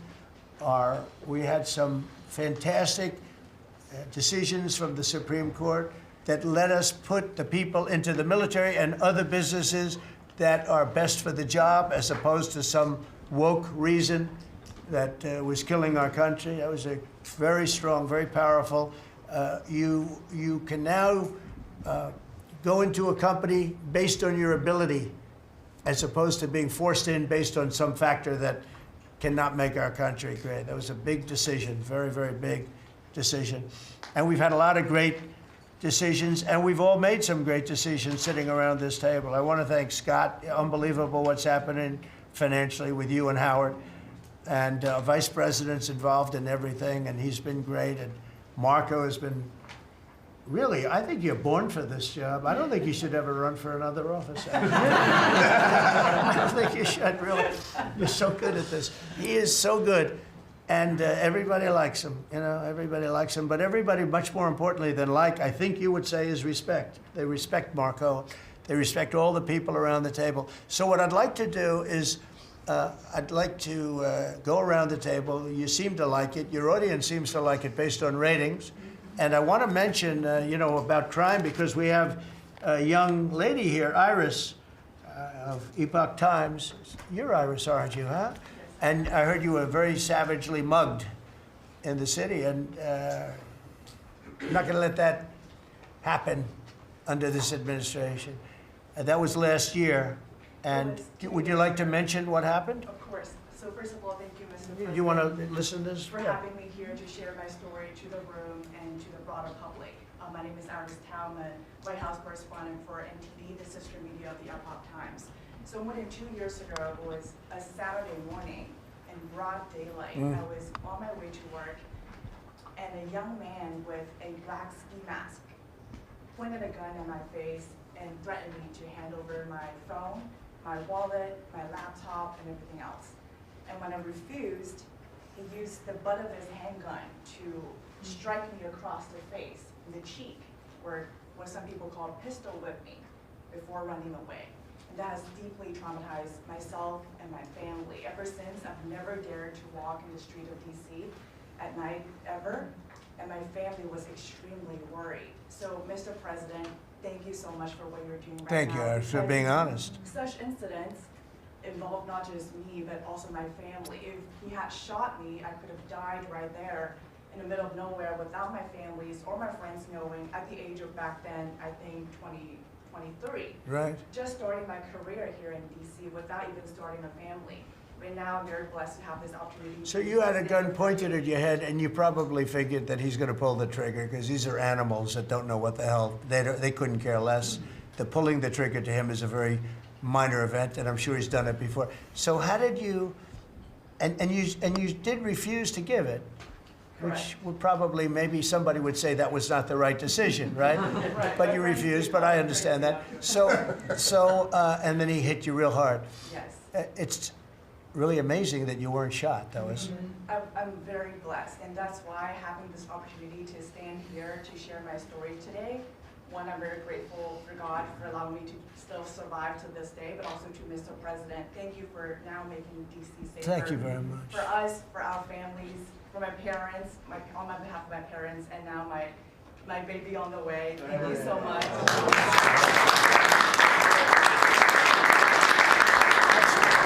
And there are other reporters and journalists, good people, and you don't have to say it, but that have also been attacked violently. And not violently, too, pretty badly. But, and I bet you see a big difference in the streets right now. And this is only 12 days, but people are telling me they're going out to dinner now. They haven't, I told the story of my friend, but I have a lot of friends that are going out to dinner all the time now in DC, and they weren't doing it 12 days ago. They would never even think. One of my friends went out 5 times. It was 4 times the last time I told. Now it's 5 times. He said, I love going out to dinner, and restaurants are starting to open again. A lot of them closed because, you know, nobody wanted to go into a restaurant. Nobody wanted to get to a restaurant or even sit in the restaurant. But you see a big difference now, don't you? I do pass by Union Station every day on my way home, and I do feel a lot safer seeing the trucks right outside, seeing the National Guard troops members right outside. It does make me feel like I'm hopeful about DC again, and one day hopefully we can raise our family here. Thank you very much. That's nice. And those are tough troops, too. Those are not politically correct troops. We don't have politically correct anymore. We have tough guys, tough people, including some tough women. But we have tough people, and when you look at them, I tell you, they showed one scene where a bunch of Nicaragua guys or whatever, maybe MS-13, maybe MSDNC, okay? Because to me, they're worse. I think they're worse. MSNBC maybe is worse than Nicaragua. Real scum, real dishonest people. But anyway, but they went into this gang. I think it was Nicaragua, Venezuela, and they weren't nice to this group of people. The gang was calling them sir. Yes, sir. Yes, sir. Get out of here. Get the hell out of here. You're no good. Get out of here. And yes, sir. Yes, sir. Yes. These are people that beat up people all day long, and they're calling these soldiers. That's what they are. They're real soldiers. There's no games. I said, you don't have to be politically correct. And you know the way they used to spit in the face of the soldiers, with the soldiers standing like this, and you'd have some guy or some woman sometimes screaming at them from 1 inch away. They're standing there, and they're told you cannot do anything, and they start spitting, actually spitting in their face. And I said, you spit, we hit. And they're totally authorized to do that, all of those things. But your story is great, and there are other stories here, but they don't have to tell them. But some people are ashamed to tell them. They don't want to tell them. But it was like a jungle, and it's not a jungle anymore. And it's going to get so good that this will be the safest capital there is. It'll be one of the safest places in our nation, anywhere. And right now, it's one of the most unsafe places, but not now. 12 days ago, it was the most unsafe place in our nation. And they have to stop issuing false crime numbers because, I mean, I heard the mayor, and I like the mayor, you know, fine. I don't care if I like her or not. If she did her job, I wish she were a horrible person who did her job. But she's probably nice, I guess. I don't care. I want her to do a job. But they issue false numbers. She said, crime is down, you know, before we got, now they can say crime is down. Crime is very much down. But what they did is they issued numbers. It's the best in 30 years. Not the best. It's the worst. It's the worst. It's much worse. And they gave phony numbers. And then they fired the man who didn't want to write the phony numbers. He got fired. And I guess that whole situation's under investigation because it's a very important thing, Pam. I mean, if they're going to give these phony numbers, it's a false feeling that you get crime. You have to do something about it. You can't go around saying, oh, Washington, D.C. safe if it's not. It's going to be very safe very soon. It's very safe right now. You're going to go out, have dinner. People are going out all over the place. They're walking. I have people that work in government, strong, tough cookies. They can take care of themselves. But it doesn't help to have big, strong muscles. And I work out. If a guy's over there with a gun shooting you in your face, You can be the strongest guy in the world. Guy has a gun, shoots you in the face. It doesn't matter how much you've worked out, how many weights you've lifted, how hard you work. And so we have the toughest guys and we have the best guys. And I'm willing to go to Chicago, which is a big trouble, but we have a governor that refuses to admit he has problems, huge problems. Baltimore, Wes Moore was telling me I want to walk with the president. Well, I said, I want to walk with you too someday, but first you got to clean up your crime because I'm not walking in Baltimore right now. Baltimore is a hellhole. And this guy, I don't even think he knows it. He's another candidate for president. Between him and Newsom, you got some real beauties, I'll tell you. But if we didn't go into Los Angeles, you wouldn't have the Olympics. In my opinion, you wouldn't have the Olympics. We went in, and the sheriff, the boss, said, thank God they're here. You could see his tape. He said, we were not able to control what was happening. That was the sheriff. And he said it loud and clear. And, you know, they're suing us for going in and cleaning up crime. And yet their own sheriff said, on the first or second night, he said, we could have never handled. That was going to be, you were not going to have the Olympics or the World Cup, because that would be, there wouldn't be anything left. They shouldn't have lost 25,000 houses. The water was turned off from the Pacific Northwest. And I was after them in my first administration, turn on the water, turn it on. Nobody could have believed this could have happened. But they had no water in the fire hydrants. They had no water in the sprinkler systems that people put up in their ceilings. There was no water. And yet we have tremendous amounts of water. They send it all into the Pacific Ocean, trying to protect a certain little fish that's not doing well because it doesn't do well without water either. And it shouldn't be a protected because it shouldn't be a protected species. But I think that's actually just an excuse. I actually think these people are sick. There's something wrong. So we send hundreds of millions of gallons of water a day into the Pacific Ocean. They turn a valve, and the valve heads out, and we turn the valve back. I actually had to do it using force. We turned the valve back, and now they have water, but not as much as they should have, because they should, and I'm telling Gavin Newsom by this conversation right now, turn the rest of the water on. Turn it on. So things are done that are so sad in this country. Lack of common sense. I like to say the Republican Party is the party with common sense. We're smart, we're sharp, we're this to that. They're smart, but they're radical left people. And they can't help it. They're very smart, but they're radical left, and they're destroying our country, but they're not going to destroy it anymore. So we picked up millions of people in the Republican Party. They lost millions of people. And I think we're going to do very well in the midterms. And I just want to say one other thing, and that's medicine. The cost of medicine all over the world is much cheaper than the United States because for years the world pushed us around, including our friends. And you go to Germany, you go to England, you go to different places, and you go to a store, and it's sometimes 10% of what we pay in the United States because they said, nope, we're not paying any more.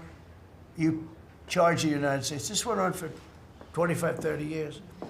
And I invoked favored nations. I said, I want to pay the same as they're paying. And Bobby Kennedy is doing a good job, and Dr. Oz is doing a good job. And I asked them, I mean, other than the basics that they're doing on autism and other things, which we got to solve that problem because it's crazy what's happening, it's out of hand.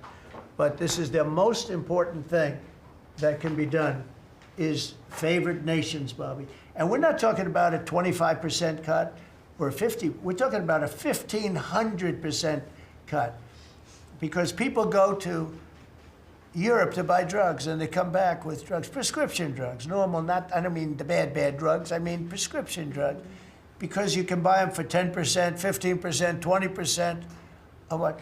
So they're going to go up in price. And I told the countries, and I get along good with all of them. I mean, you could ask I get along good with all of them. But I said, you know, I told them, I said, you're going to go up a little bit because it's the world. It's the world. So more people in the world than we have. We're going to go down a lot, and they're going to go up a little.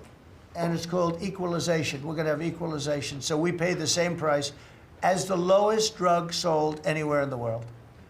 And I think, Bobby, that's going to happen pretty soon. The companies are ready for it. They had to go for years. I was with a very great gentleman from Eli Lilly. I think he's an incredible executive. I mean, I'll mention the company and I'll mention him because we had this argument my first term, and then we had it in my second term. In my second term, I wouldn't stop until I won the point, and he threw up his hands. He says, "You're right, I can no longer defend it. I can no longer defend that a pill that's made by Johnson & Johnson in a factory, in the same factory in the United States versus a place in Europe or other places, including Canada, by the way, you could buy it for 10% or 15% or 20%, the cost of what we're paying, where we'd pay 5, 6, 7 times more money." He said, "It's the hardest part of my job, defending that. I'm not going to do it anymore." I'm saying that we have to get down to business. And that's a great company. He's done a great job, and I appreciated it. And it really broke the ice because they were sending, well, we have to do research and development. Well, you have to do it for Germany and all these other countries too. Well, they think the United States should bear it. I mean, I heard this stuff and I finally said, it's over. Now, you have to have somebody that can get these countries to do it. I told them, if you don't do it, we're going to charge you a 25% tariff on everything you send into our country. That's much more money than what we're talking about. Then we have to get the drug companies to do it, and they'll do it because we have tremendous power over the drug companies too. So we're going to get it done. I just hope we get it done fast, Bobby, because this thing should go fast. But we're going to get, the cost of medicine is going to be 1,000%. Think of that, not 2%. And I just tell this last story. When I was in my first term, in my last year, I was so proud of myself because drug prices went down for the first time in 28 years under my administration. You know how much it went down? 1/4%. And I was so proud of that. And I held a news conference, I think you'll be able to find it, congratulating myself and my administration because for the first time in 28 years, drug prices went down 1/4%. That little tiny, but it still went down. And I thought it was great. And then I realized, you know, it's a very complicated business and formula. You got to be very smart. I said, we're really getting ripped off by the whole world. The whole world is ripping us off. And what happened is I got on this kick, and I got the drug companies to agree, and I got countries to agree. And they're not agreeing because they think I'm a nice person. They're agreeing because I will put charges and costs and tariffs onto them that will be many times more than what they're going to be paying. So the companies are there and the countries are there. And we got to get it done, Bobby. We got to get it done. And we're going to have the biggest price of it. Now, that's going to lower Social Security, Medicare, This is going to lower everything because drugs go for everything. It's going to have the biggest impact, I think, of anything that can possibly be done.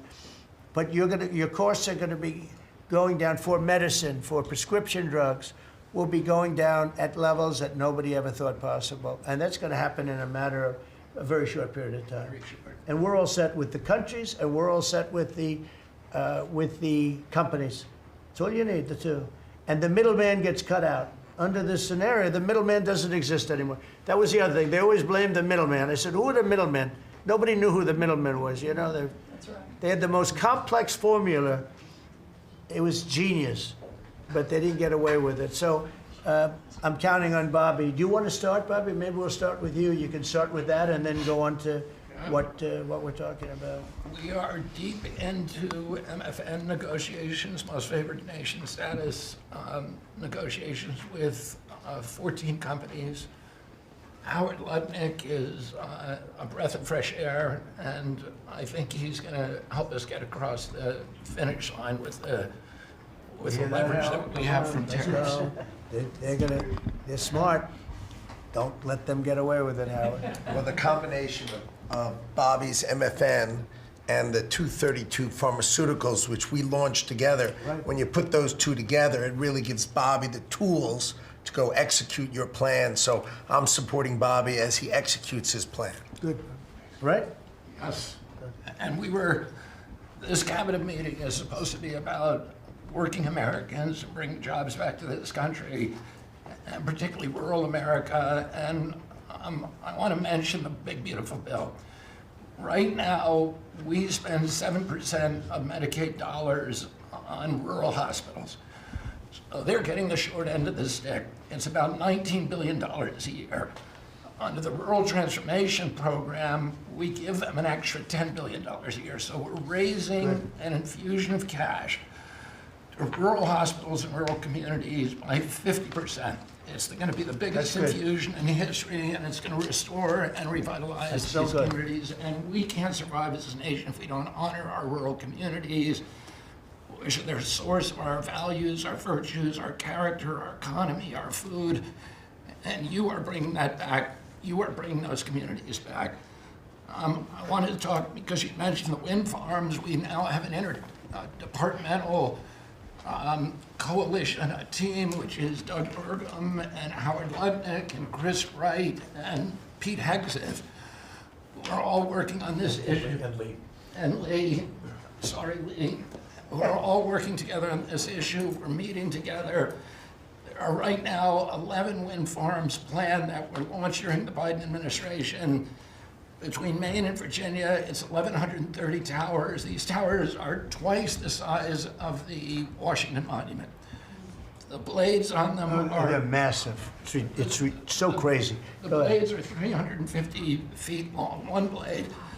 One of these blades blew up on Nantucket last summer, and the water was filled with shards of glass, of sharp glass, so it's dangerous to swim. They had to close the beaches, but they have indemnified themselves so the local communities can't sue them. None of these projects are bonded. If you build an oil derrick in the Gulf, you got to put a bond down. There's no bond for dismantling them, and that's one of the tools that Doug is now using to challenge some of these projects. None of the cost of energy from these projects is 39 cents a kilowatt hour. The average cost in this country is 17 cents per kilowatt hour. And natural gas is 3 cents. Right. So it is the most expensive energy. I've been representing commercial fishermen for 40 years. They are so excited about what you're doing, Mr. President, because their fisheries are being wiped out. As soon as they begin construction, the groundfish fisheries just disappear. The fish leave the area. They've killed 160 whales in the last 2 years. So they're wiping out the whale population, the Atlantic whale population, the big whales, the minkies, the gray whale, or the humpback whales, the right whales.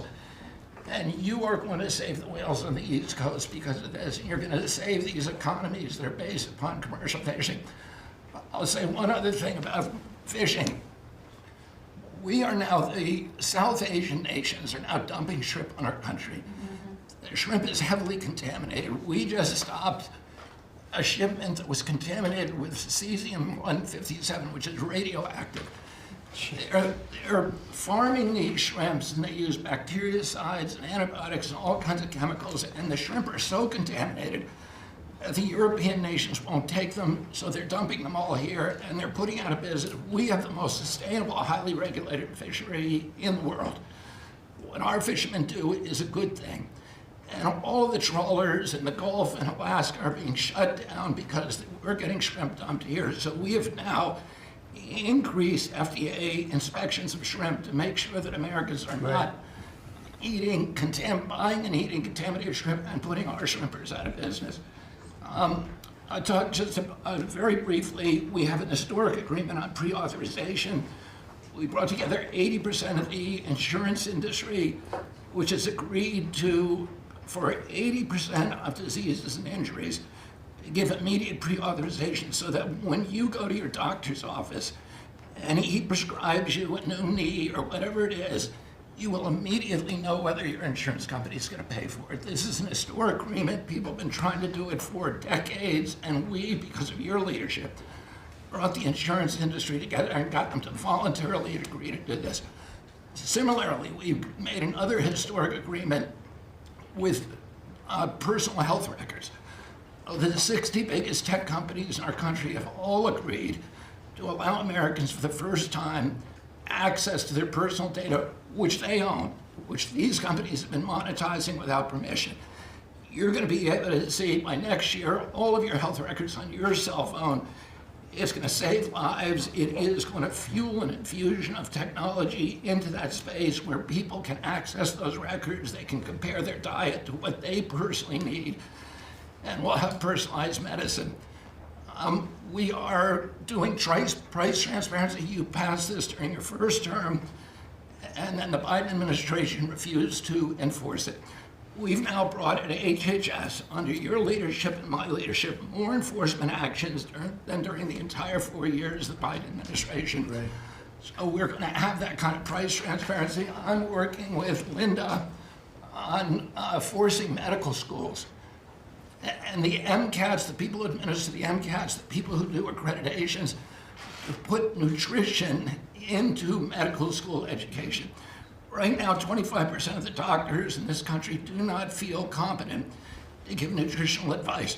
70% of diabetes cases can be reversed or ended if you just change people's diets. And the doctors don't know how to advise it. They only know how to prescribe the drugs.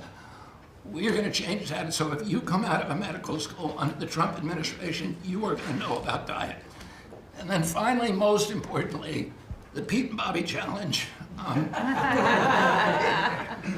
want to give an update. Pete got, or I got 5 minutes and 48. It's 100 push-ups, 50 pull-ups, and you try to do it within 10 minutes.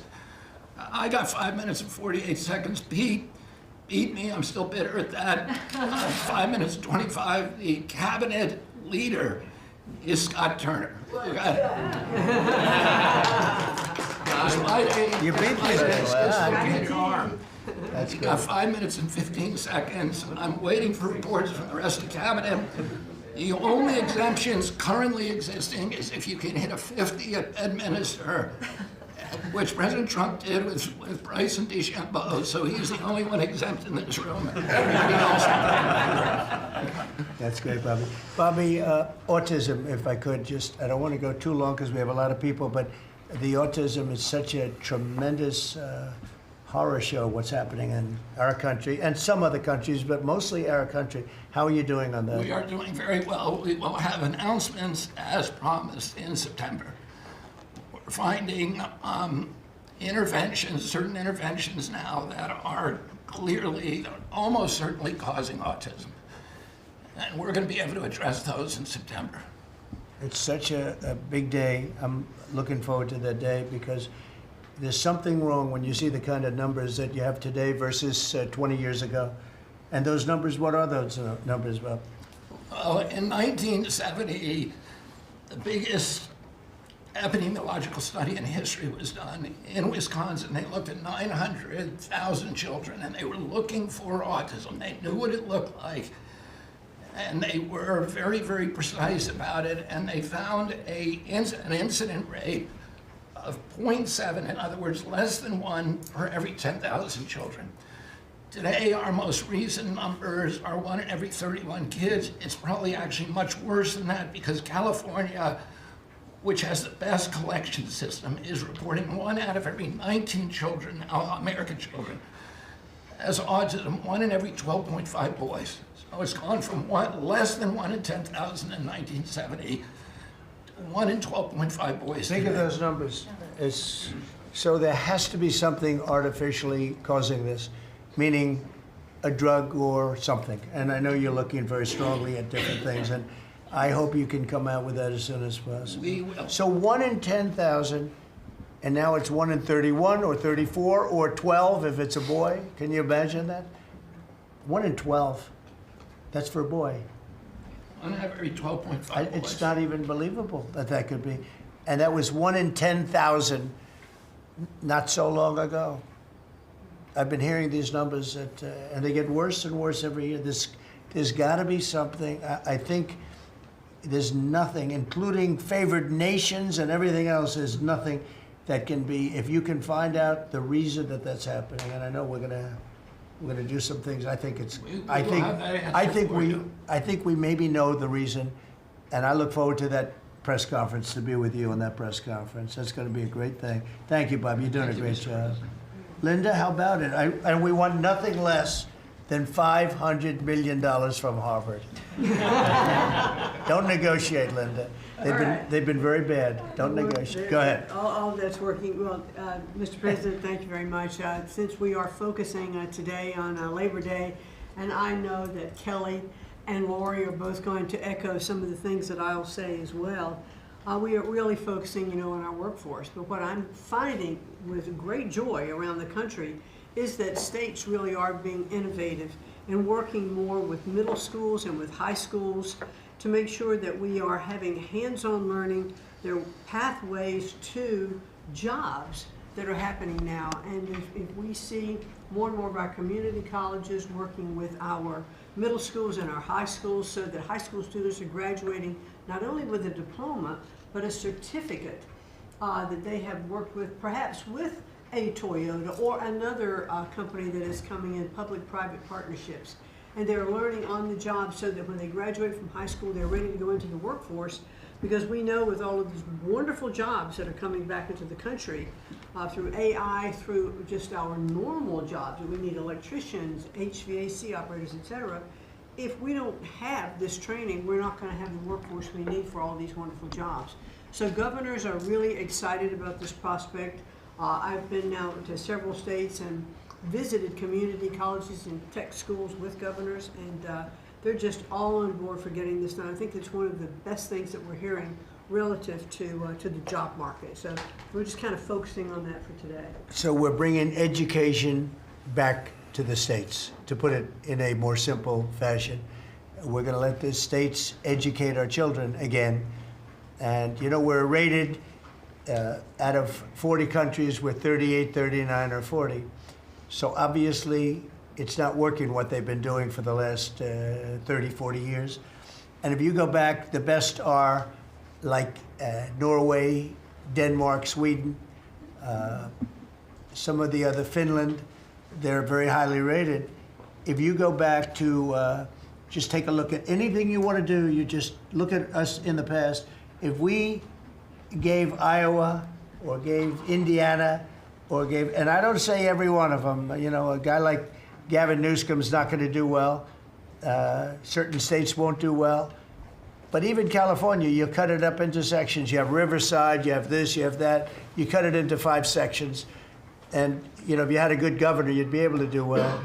But certain states will be able to compete with Denmark, Norway, Sweden, and everyone. It'll be just as good. So I figure you have close to 40 of those states. Mm-hmm.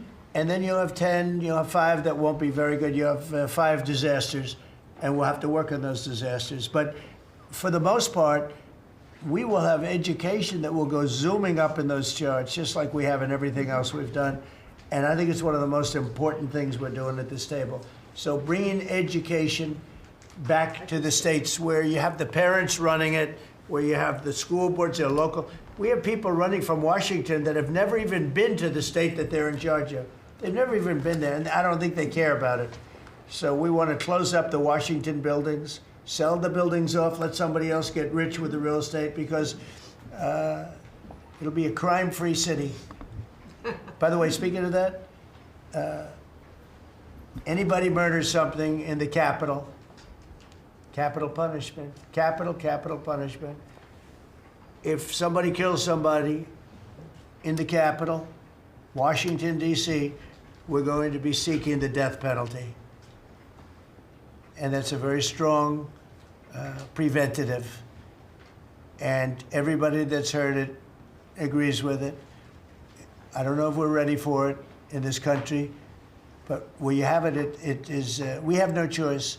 So in D.C. and Washington, states are going to have to make their own decision. But if somebody kills somebody, like you could have been killed, very lucky you didn't get killed, it's the death penalty, okay?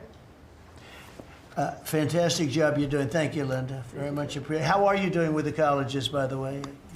You're doing some pretty good work in terms of getting them to treat people fairly.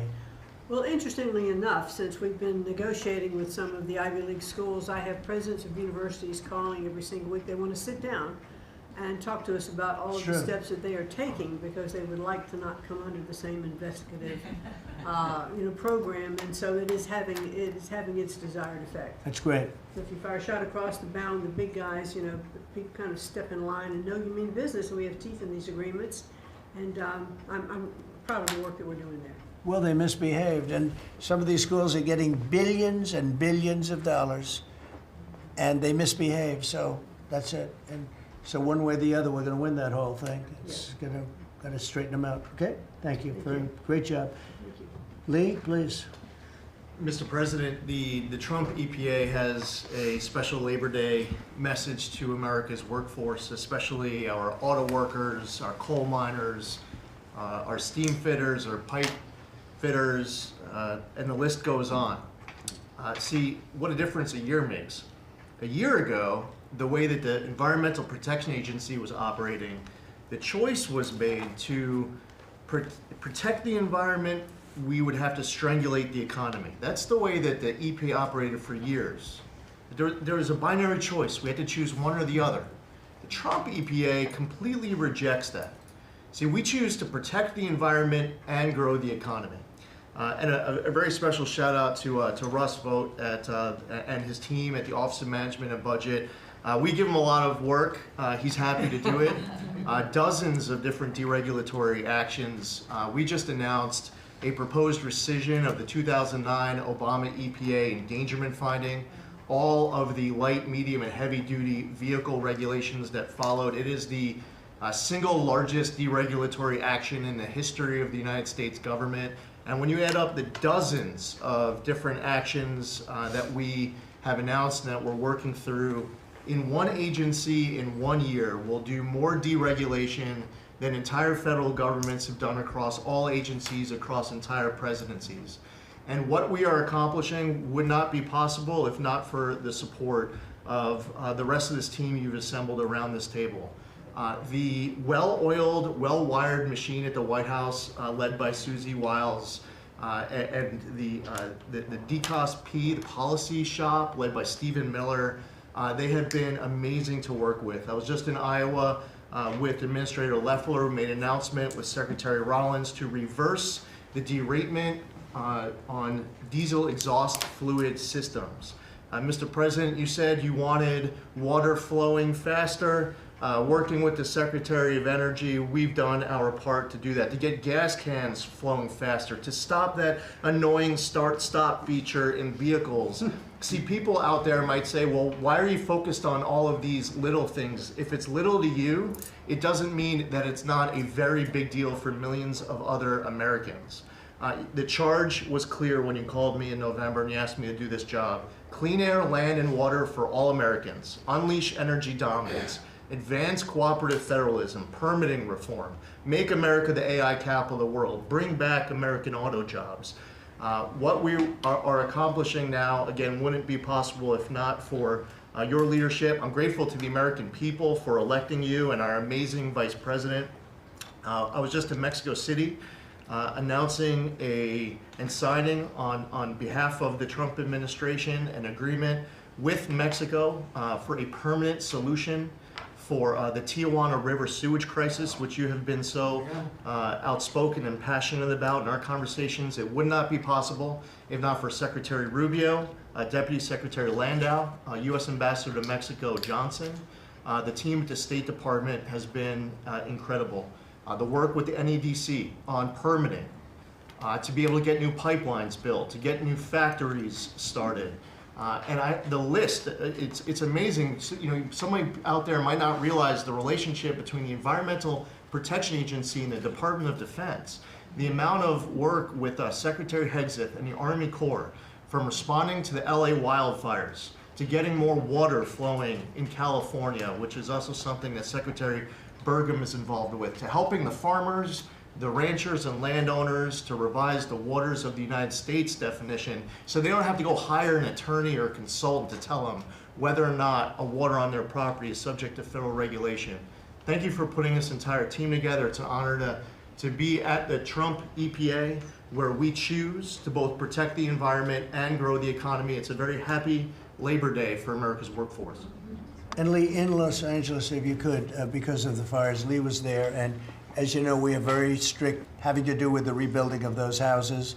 And Lee was able to get the approvals done for everybody immediately. It was so fast, nobody could believe it. And the mayor and the governor still haven't gotten them their approvals. And they're gonna have riots out there for that reason. These are great homeowners. They wanna build their house, they can't get approved because you have the mayor, Bass, who has no idea what she's doing. And you have a governor who is just such a bad governor. And the people are unable to build their house. The toughest permit to get was the federal permit by far. And yet he got them all in a short period of time after the fire. How long did it take? Well, Mr. President, you came in, signed an executive order, and told the EPA that we had less than 30 days to complete our hazardous material removal, which the initial response, once all of our heart rates went down a bit, was just to figure out how to get it done. We got it done in just less than 30 days. The Army Corps of Engineers then comes in for the debris removal. The federal government, in clearing over 13,000 properties that were destroyed because of these wildfires. We've got to the point today where property owners all across Los Angeles, they're grateful to the Trump administration. They're happy that we did our part, but they are desperate to rebuild. And there is not a single green light approval that they are waiting for from the Environmental Protection Agency. The EPA and the Army Corps of Engineers proudly have done our work. It's important for those local officials to let these property owners build on their land. It's their property. It doesn't belong to the mayor of Los Angeles. And they need to represent their people better. They're ready to build. When will they have their permits from Los Angeles? Well, here's the problem, Mr. President, is that they have been ready since the moment we were done with the federal part. I mean, well, I was visiting a week after. Actually, I thought my first trip was going to be to Los Angeles. However, the moment I got confirmed, the vice president said, "You're going to East Palestine right away." So that actually ended up being the first visit because the vice president's so passionate about that from the great state of Ohio. Then we went to Los Angeles from there.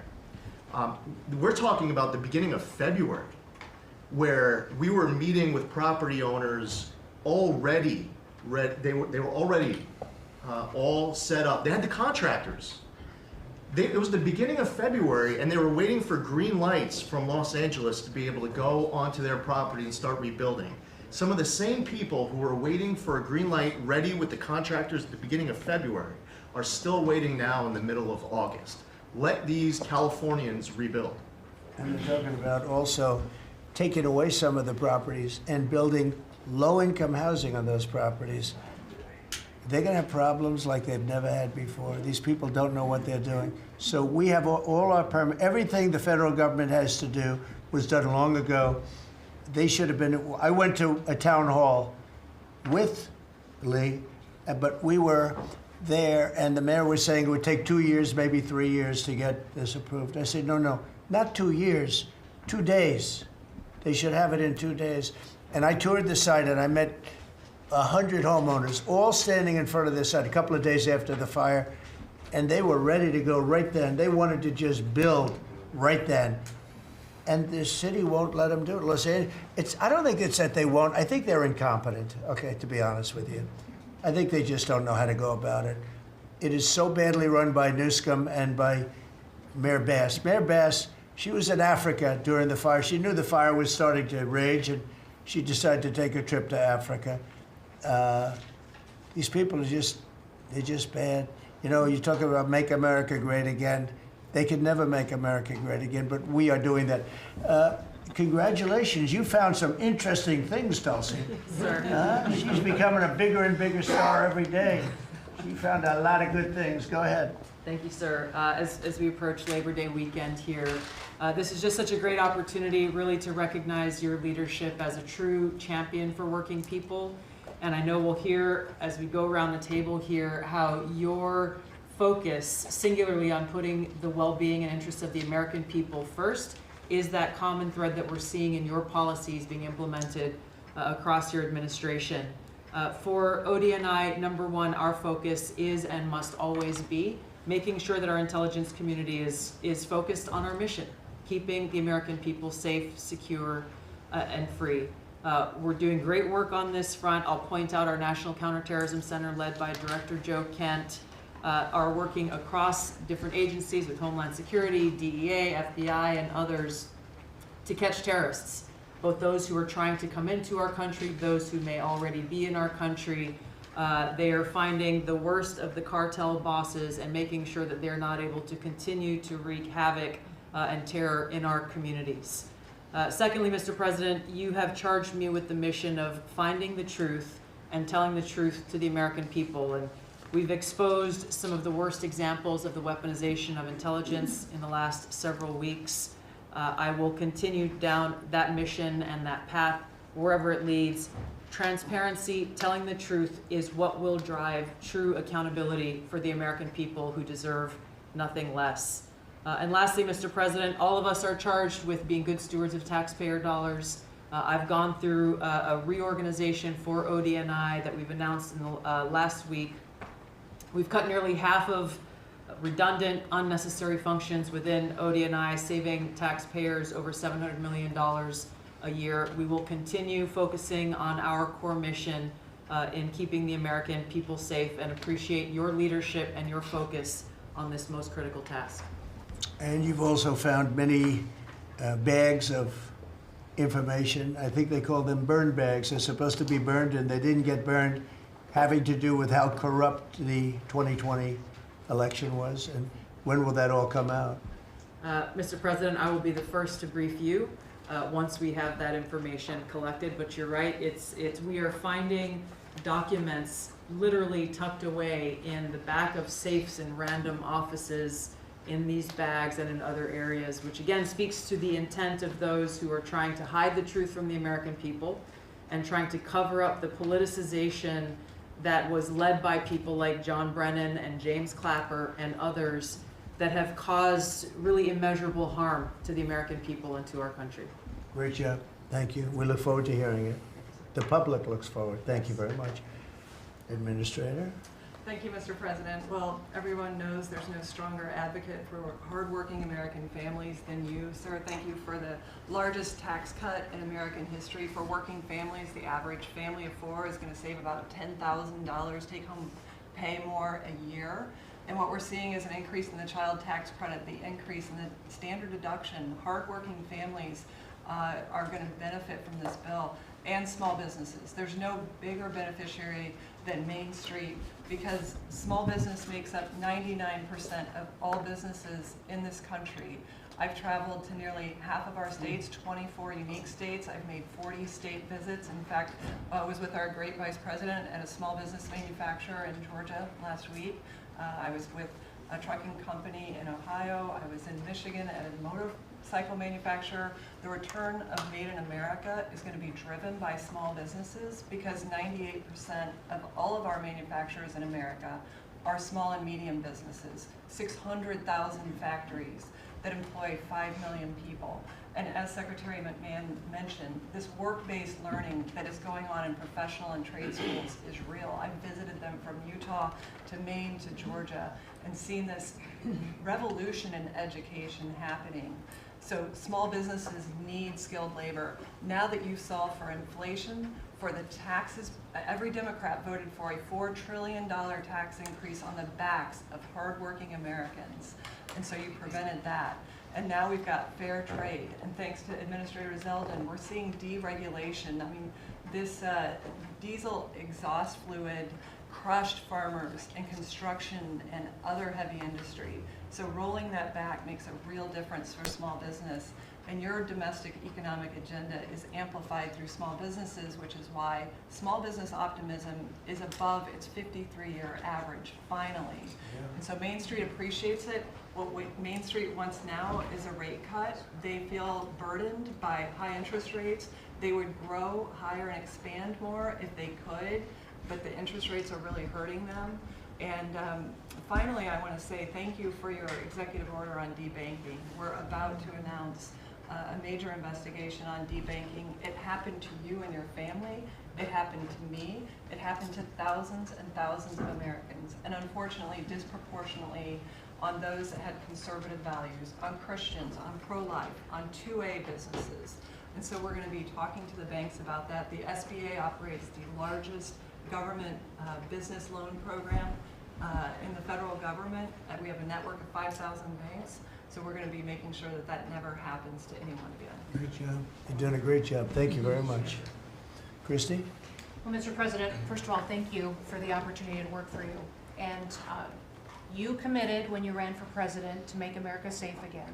And today, the average family and individual that lives in this country is safer than they've been in years because of what you've done. We've got 3 months in a row now with 0 illegal aliens coming into this country, and I want to thank Pete and the Department of Defense for all of their help. They're down at the border with us still, helping us keep that border secure and make sure we know who's coming into this country. You've arrested and brought to justice hundreds of thousands of illegal aliens, of criminals that have perpetuated violence against American people. Sir, you've had 1.6 million people voluntarily go home to their home countries that were here in this country illegally. Because of your strong message and you enforcing the law, they decided to go home on their own so that they could come back the right way someday and be American citizens. But what I think is one of the most remarkable statistics is that under Joe Biden's administration, 88% of new jobs went to foreign-born individuals. Under your administration, 2.5 Americans have jobs today that they didn't under the previous administration. And they have those jobs because you created opportunities. You made this country safe, you opened up the economy, you enforced the law. Now people can get up and provide for their families and go to work every day and be confident in that. And the last thing I would say is that it's incredibly important to know that every one of those illegal aliens that has gone home, they were costing us about $8,700 to $9,000 a piece in what they were taking out of our social programs, out of Social Security. You've saved this country billions of dollars, about $15 billion, just in what those illegal aliens were costing us in social programs. I've cut over 450 different contracts at the Department of Homeland Security. We're getting rid of corrupt ones that were not efficient for taxpayers, weren't focused on our mission of keeping us safe. And we've also renegotiated and brought in our biggest vendors that said you have to do better. And we've saved the taxpayers over $13 billion doing that as well. So we're continuing to be accountable to taxpayer dollars, but sir, focused on doing the mission of what you've committed, and that's to keep us safe and to make sure we put Americans first. Well, great job, and great job on the border. We had millions and millions of people coming in. To think 3 months in a row, 0. Incredible. That's some job. Thank Tom and everybody, and Pete, good job. Not surprised. Thank you very much. Chris, please. Chris. Sorry about that, Mr. President. Like Secretary Noam, I'm thrilled to be here to work with you on the simple platform you were elected on, which was to bring back the American dream, to bring jobs and opportunity for families across the country and to lower their costs so they can live their lives and expand the choices they have. You led off today talking about gasoline prices. I'll throw in diesel. If you correct for inflation, they're at multi-decade lows. This is a huge expense. This is a huge constraint on people's lives. We should celebrate that. Natural gas has become our main industrial fuel powering factories around the country. Natural gas prices are quite low in this country, and they're lower than in any country in the world. The reason for that is the United States produces 2 times more natural gas than the second largest natural gas producer in the world, and 4 times more natural gas than the number 3 and number 4 producers in the world. So you've opened up American opportunity and energy together with the work of Secretary Burgum, Administrator Zeldin, Secretary Lutnick, Secretary Rawlins. You know, we've made it easy to produce energy in America again, and those benefits are flowing. I could go on about this stuff forever, but let me talk about one specific area of energy, electricity. That's in the front of people's minds. When the day you were inaugurated, we get hold of all the data. We can look at the resource plans of utilities across the country. What you inherited when you arrived was a plan over the next 5 years to close 100 gigawatts of reliable electric generation. So that's 100 large power plants. Now that was offset with the plan to build 22 gigawatts of reliable electricity generation. Their plan was to close more than 4 times as much electricity generating capacity as they were going to build in that 5-year period. How do we lead the world in artificial intelligence if we're shrinking our supply of reliable electricity? How do we reshore steel and aluminum and automobiles and semiconductors and all those jobs Americans want back in our country when we're degrading and shrinking our energy system? We were going to hand that leadership to China in artificial intelligence, not just to our economic loss, but to our huge national security loss. Your team around this table, and almost everyone around this table is involved in it, is just to completely pivot dramatically. We're stopping the closure of all these plants way before their retirement date. Some plants get to their end of life. That's a small percent of the planned closures. Most of those were just political nonsense at the cost to American taxpayers. So we have rapid new construction of power plants under in the United States. We're doing everything we can with suppliers who build the equipment for these power plants. They've got to build their factories bigger to build power plants in America. People thought those days were past. We weren't going to build big things in America anymore. We're just going to keep sending it over to Asia and overseas and just buy other people's stuff. Totally nuts economically, totally nuts for national security, and of course crushing for working Americans, particularly Americans that work with their hands. But we are seeing a revitalization of those people, of that optimism. You showed that picture of that plant being built in Arkansas, dozens of those under construction, just in artificial intelligence.